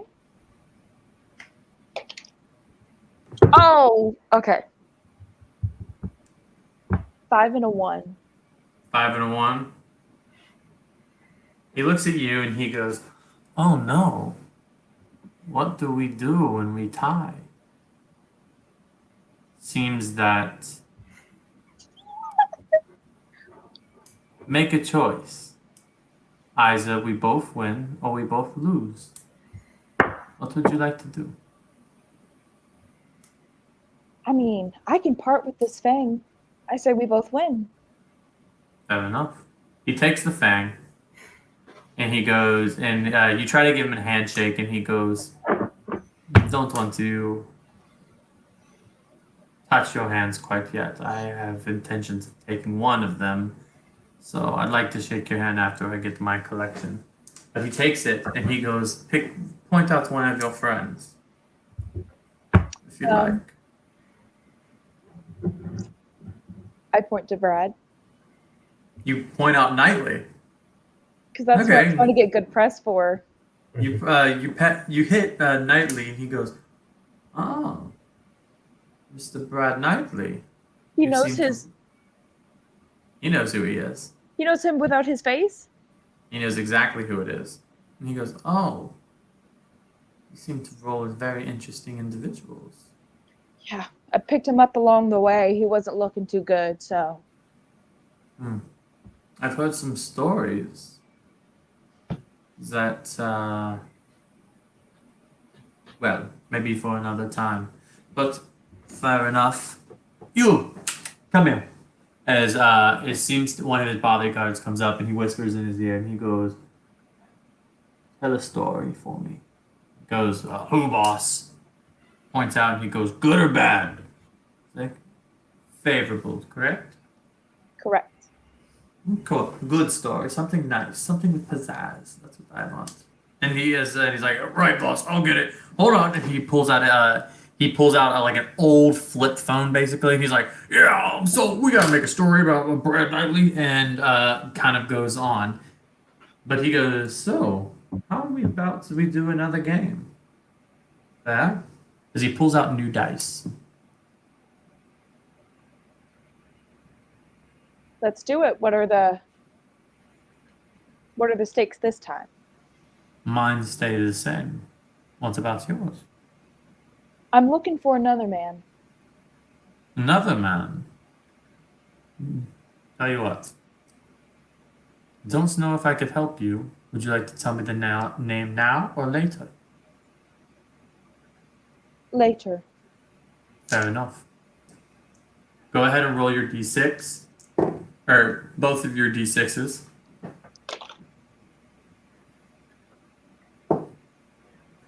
And roll me a deception check as well. Or sorry, not a deception check, a perception. Perception. Okay. Perception is a 17. Okay. Um, You notice that he is cheating. He too is using some type of loaded dice. It seems to be dice that are a little bit better than yours. So, where'd you get those dice? Where did I get these? Oh, family heirloom. As you look in, they look like they're made of diamonds. You mind if I feel them out? Fair enough. Go ahead. Using anything less than regulation is kind of frowned upon in these situations, especially if it's going to cost me a finger. I asked you to go ahead and fill them. You fill them if you like. Do I notice if there's anything magical about them? Easily. Okay. Do you want to pick up the dice?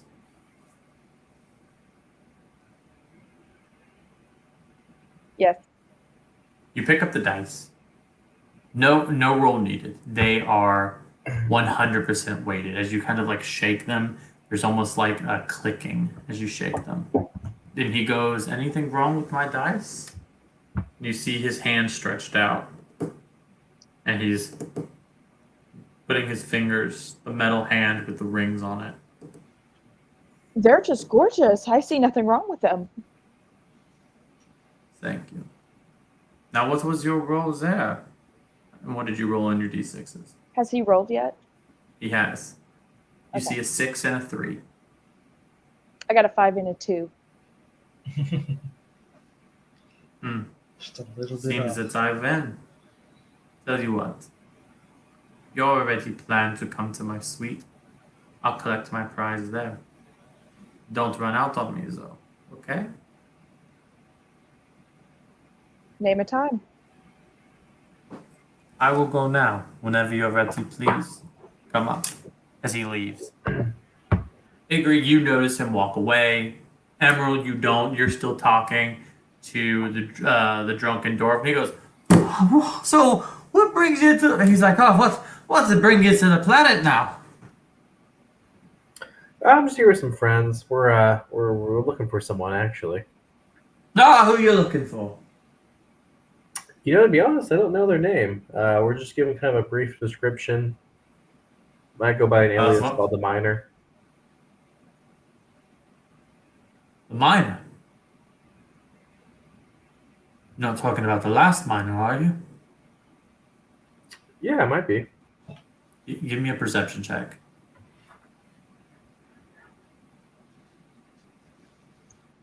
Ooh, 19. You see a quiver on his lip, and he goes, friends with him? What was that? You friends with him? Well, not exactly friends with them, but we know a friend of a friend. Interesting. Well, I'm sorry to say, Boyle, he's passed quite a long time ago. Insight check. Give me an insight. Go ahead, give it to me. I will give it to Oh, you. Two.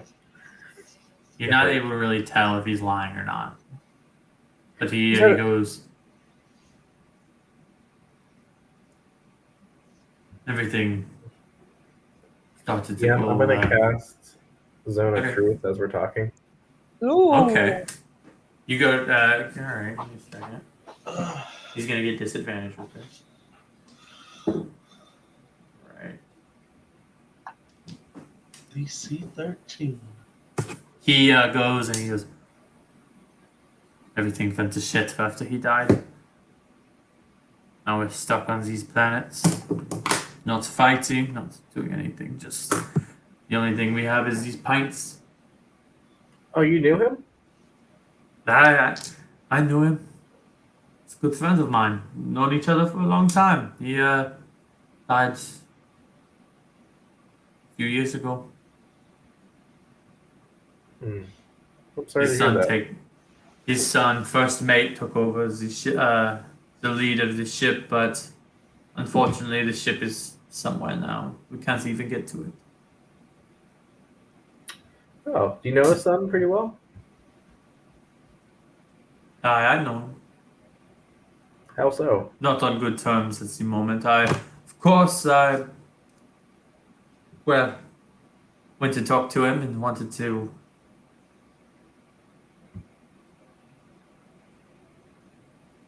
Not something I should talk about. Oh, you're Don't among mind, I friends, think and I'll hand him my other drink I have. Give me a persuasion check on this. Kind of keep him at the table. Persuasion. 15.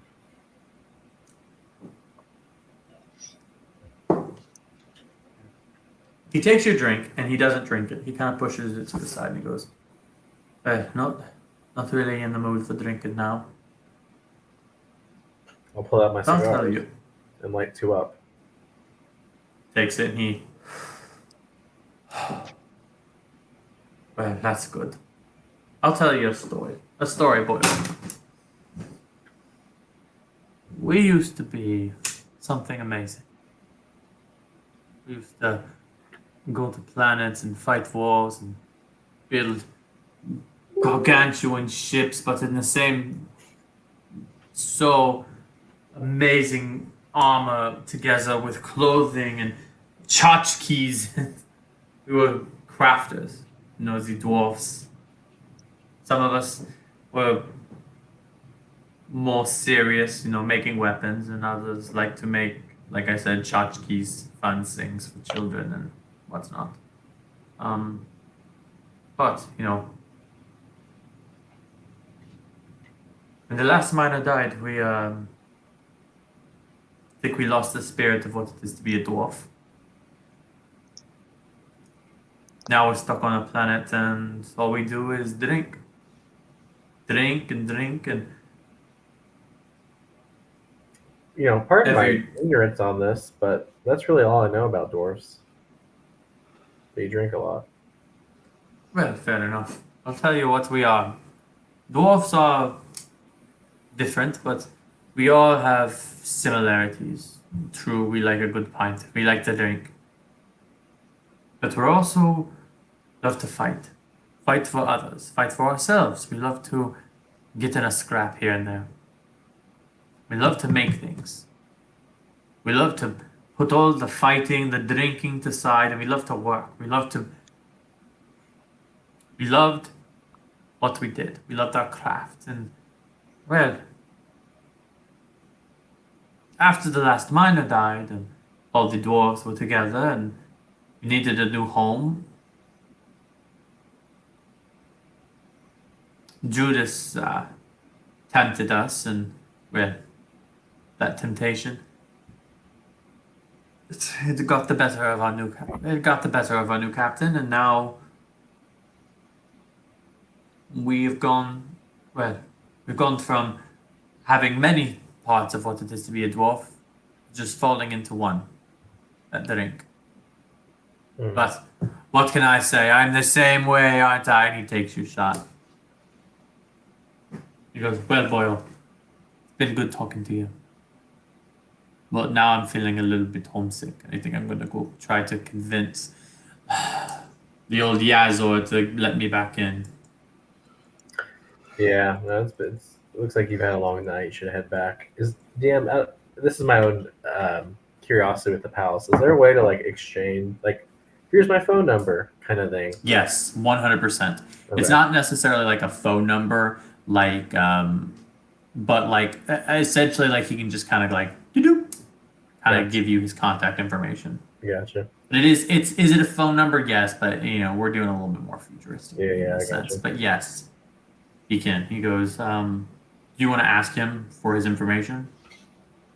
Yeah, I'll say. I'll tell you what. When you get a little time to sober up, here's my info. Give me let's talk a little more. Yeah, I'll do that. I'll getting a little bit tired. Here, he kind of touches the top of his head. It seems that his pal has been inserted in his head rather than his wrist, and he goes, "There you go, Boyle." Right there, you see contact pop up for a Dwarvish man. The Dwarvish man. You know him now as Luca. It says it right there.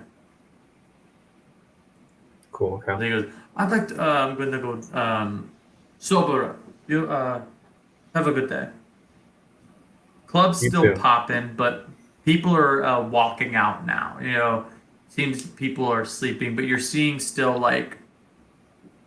you still have a very large crowd. Some people are going about their business. There are addicts, and then there are regular drinkers. It seems the people who are just having a good time drinking are gone, and then the alcoholics, the addicts, the people who never leave have stayed here, and there are many of them. What once kind of went into this popping club, this nice bar where people are having a good time, has now turned into this sadness. The music kind of goes down as it starts to play almost like a cool jazz.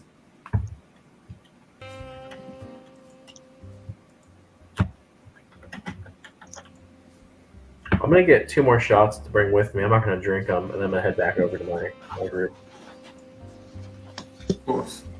You take 2 shots. The bar goes That would be he goes, hey, 2 credits there for me, pal. All right. First round was free. So we got a few more on the first round, and I'll hand him my 2 credits. Give him 2 credits. How many credits do you have left? 13. 13. Okay, at least you have some.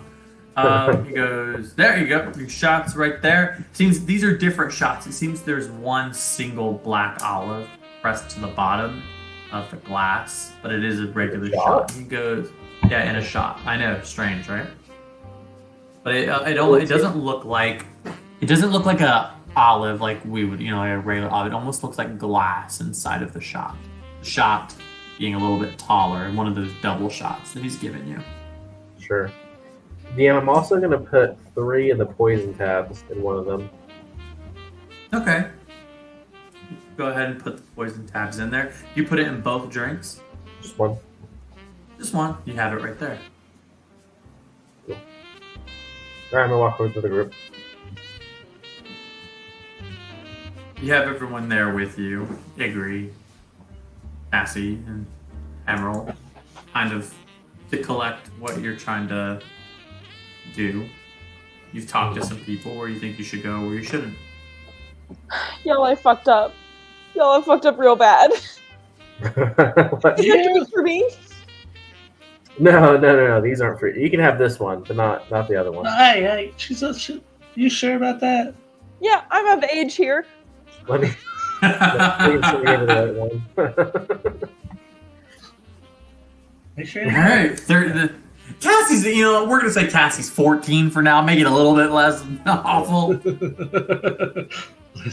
No, but this 13-year-old girl takes a shot back with the olive going straight down her throat. Yeah, that's a weird. Why would someone put an olive in a shot? I don't get it. You should say it's Really a are choking little hazard. I know. No worries. And under. It is weird. All right. You said you Cassie. fucked up though. What happened? Oh, well, you know that weird guy with the mustache? Yeah, that's all. Well, I thought I had him beat with my weighted dice, but it turns out, he owns the place, and when I figured out he was using weighted dice, what was I supposed to do? Call him out on it? Well, we played the first round. Well, I played 2 rounds. First of all, I got 2,000 credits for us. Oh, nice. Yeah. I have 13. We'll tip him out later, or you can Yeah. come to me for an allowance, sort of thing. Cassie, roll me a Constitution saving throw. Gave you the poison. Sorry. No. Promise you didn't. She's got to be drunk. Gonna be drunk. 19. Oh, On a 19, you notice that the olive that was at the end of it, strange shot with an olive. You drank, and the olive kind of swallowed. You notice this. One shot is going to get somebody like Cassie Brown probably drunk, right? She's small, she's a kid. It's going to get you drunk. You are more drunk than what it should still, though. You are heavily inebriated. Heavily. So I played this guy with the weird mustache, man. And, well, first of all, I got this mission from Sheriff Hall to get back at PR so he could help us out. A whole marketing thing. But then I decided to play again to try to find out if you knew anything about, well, I was going back and forth about this dwarf, the last miner guy, or I don't know, maybe if you knew anything of this clown dude.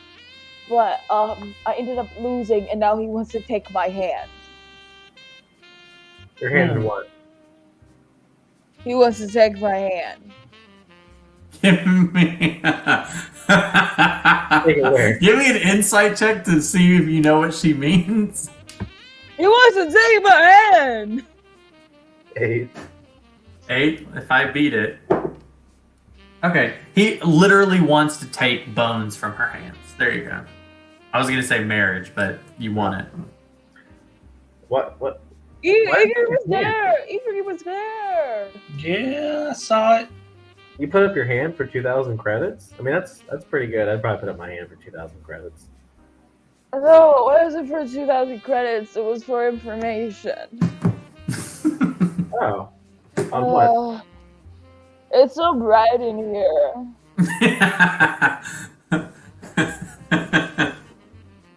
On that, Cassie Brown, you are tired. You're so tired that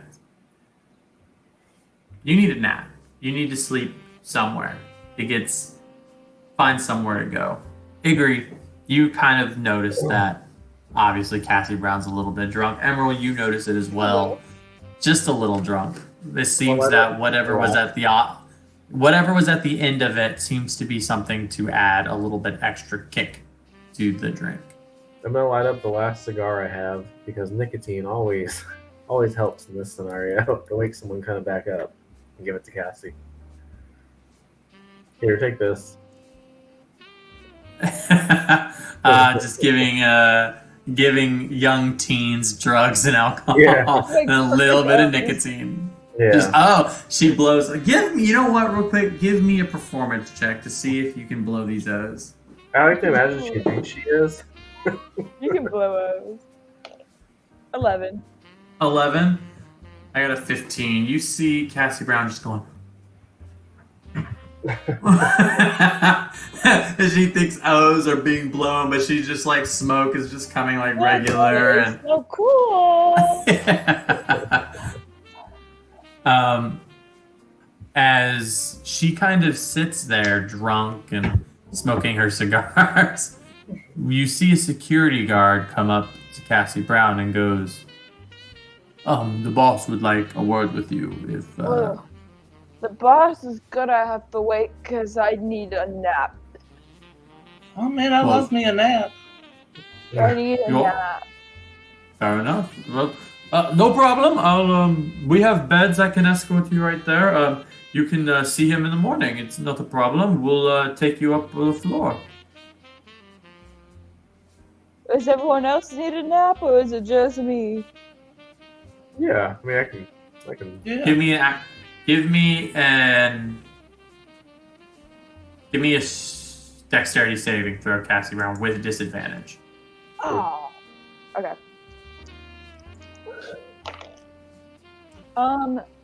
Wait. Does lucky apply to this? Lucky would apply to it, sure. So do I just re-roll the 1? Or do I re-roll it again? Disadvantage. I don't think Re-roll I'll your re-roll Yeah, lowest. the nat 1 would be the only one you'd reroll. Yeah, you'd only re-roll in that one. I was like, I love a good story, so I'll take the 1 if need be. But that would be a 16 for my 16? lowest. I beat it up. I beat it. He picks you up and he grabs you and he's like, I beat it with a 19. He's like, I'll take you there, and he takes Cassie Brown and starts to walk towards the elevator. So Hey, wait y'all up. have fun. Y'all have fun. I'm gonna go with you. You have fun. It's just me. Emerald, do you follow? Yeah, I'll definitely follow. And I think I'm assuming Bradwell or I'll push in the direction that we're Yeah, going. Knightley's like, I'll come with you guys. Sorry. You all kind of go into this elevator as you hear, bing, bing, bing, bing. It's so loud. The doors open. He goes, yeah, come over here.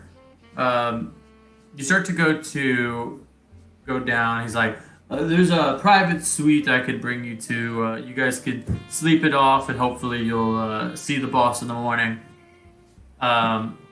He takes out a key card of his own, and he puts it in. And he goes, right this way, please.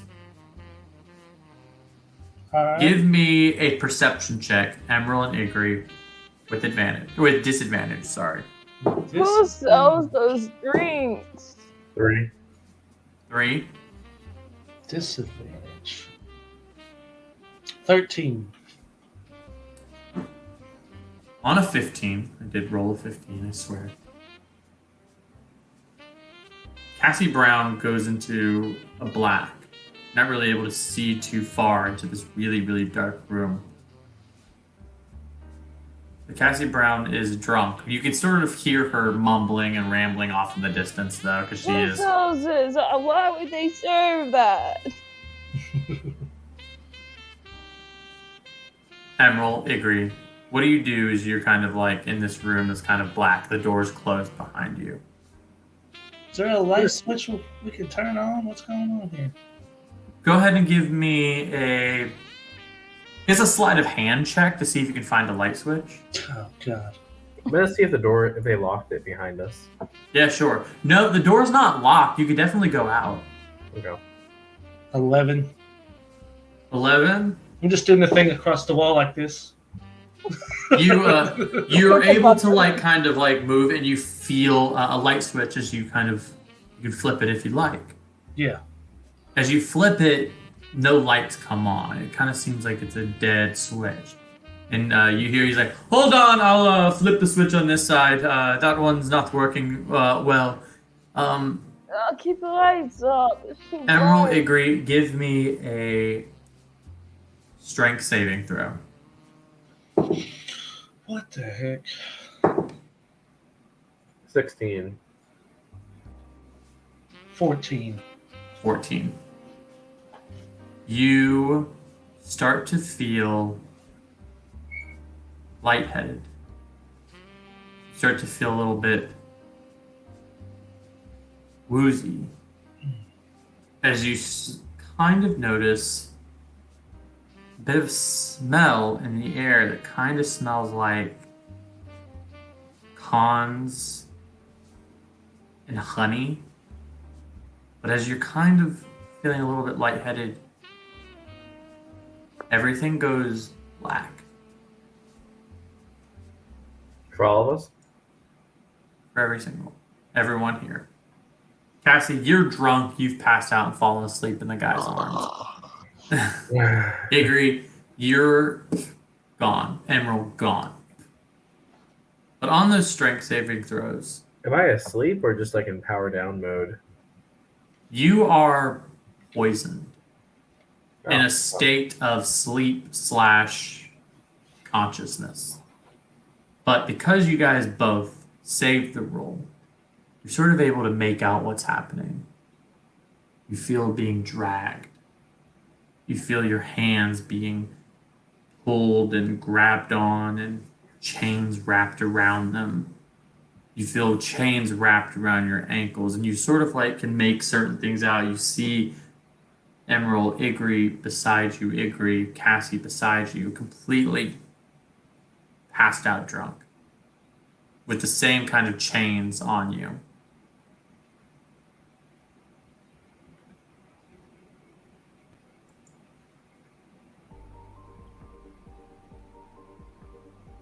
You come to. And where we started our story, we are back to. Where you are looking at this man with red eyes and mechanical features. I'm going to introduce you guys to Judas. He looks at you all, and he takes this last bite and he's chewing.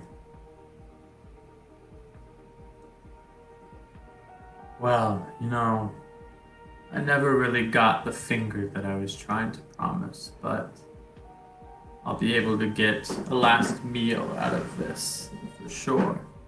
As he kind of stands up. Igri, Emerald, on your strength saving throw, you notice the chains on your wrists and ankles are a little bit looser. Seems that you were able to sort of, while you were passed out,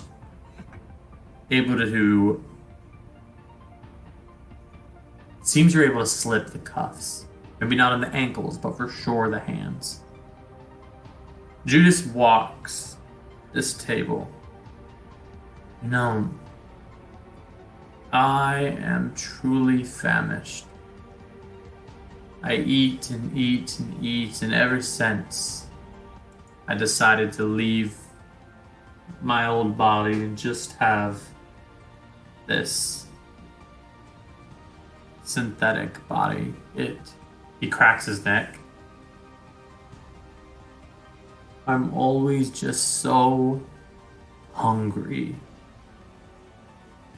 And he has a hand, and he takes a finger, and you notice rings on it of gold and bone as he kind of traces it across Cassie Brown's face, and he goes, "Do you think that she tastes like the liquor she drank?"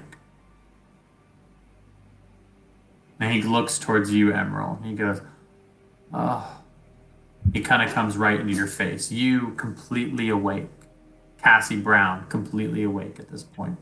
Igri completely awake, of course. He traces your face with his hand and he goes, "Give me an insight check."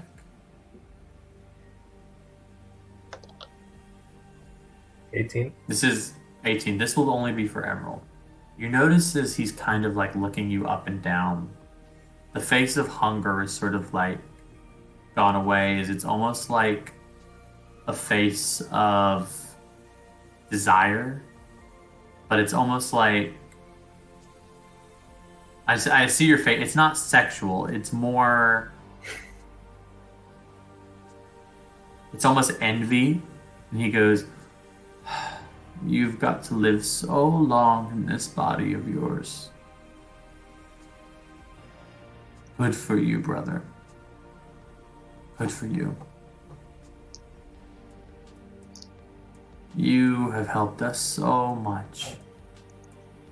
Well, you've helped me most of all." As he kind of like shows his whole figure as he kind of prances around. You notice that he's almost completely virtually naked. You know, his body is mostly mechanical at this point, other than like you see some grayish skin, of course, his teeth and his tongue and his face, while not covered with mechanicals, seem to be human or synthetic.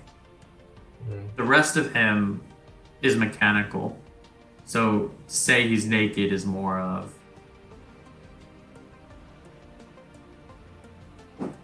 he's more machine than he is man. He's like, my siblings. My brother decided to share his conscience with the clown. My sister decided to stay within her hard drives. But I figured I would match my little brother. You. And go full synthetic. But I refrain. He turns around, he goes, "Please." As you see the bodyguards kind of walk in, and you see a man walk in and a woman. The man and woman were the same kind of people that he had under his arms when he was taking a different shape. On them, you see that both of their legs are missing and they are being held up by the bodyguards by just their arms. Bleeding, but it seems that they have wrappings around to keep them fresh. He goes, "I will finish my meals here. You three, stay warm for me. I wouldn't want you to spoil. Have a good day." He comes over and he whispers to Igri. He goes, "I think we're going to have fun with all three of you. I know my friends love having fun with your other, well, species." And he gives you a kiss on your cheek as he walks away. Yeah, you better run. What was that? I said, What'd you say, yeah. Igri? I said, yeah, you better run. Give me an intimidation check with disadvantage. Intimidation.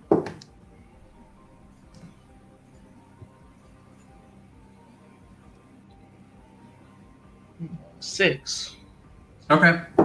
It's a good He stabs you, and you take 5 points of damage. Stabs me. Yeah. You notice his hand has these claws on it now, where before he had like a mechanical hand. This hand has blades for fingers, and it looks almost exactly like Emerald's arm. I'll And laugh. it stabs you right in the shoulder. I'll just kind of look at it and look at him. Is that all you got? He looks at you, and he's like, I'm expecting you guys No. to kind of. Okay. Good. he goes, no, I have a lot more I can do. As he Me- says that, I use my me too. Divinity, dreadful aspect, and he has to make a wisdom saving throw. Okay. Everyone actually in the room does, except my compatriots. He rolls an 11. He is frightened of me now. He goes, all right, he goes, little turtle man, I can do a lot of things. I can do things to you. I can do things to Cassie. And I can do things to...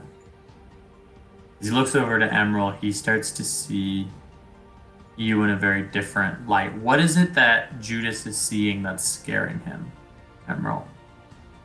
I think his own envy of the body and the life I've been able to live. You see Judas look at you and have this almost this sigh as he kind of looks away, and he goes, brother. As he takes 2 steps back, the blade kind of coming out of Igri, he goes, enjoy your victory today. As he runs off. You 3 left in a room. Igri bleeding. Cassie Brown still a little bit drunk. And Emerald with a new knowledge that he may be related to the AI more than he ever realized. Igri. Yep. Do you remember how I described the room when we first started? I just remember I was chained and that I had to stay back on my back, and then a long table that he was sitting at the end of. Mm-hmm. The wall to your left with a blood red tent and black floors. Every wall having a little bit different, one plain, the chains, of course, that you were attached to, and then the ones with the tools. But did I describe the wall at the end? I don't think so. I don't think so. Go ahead and roll me a perception check.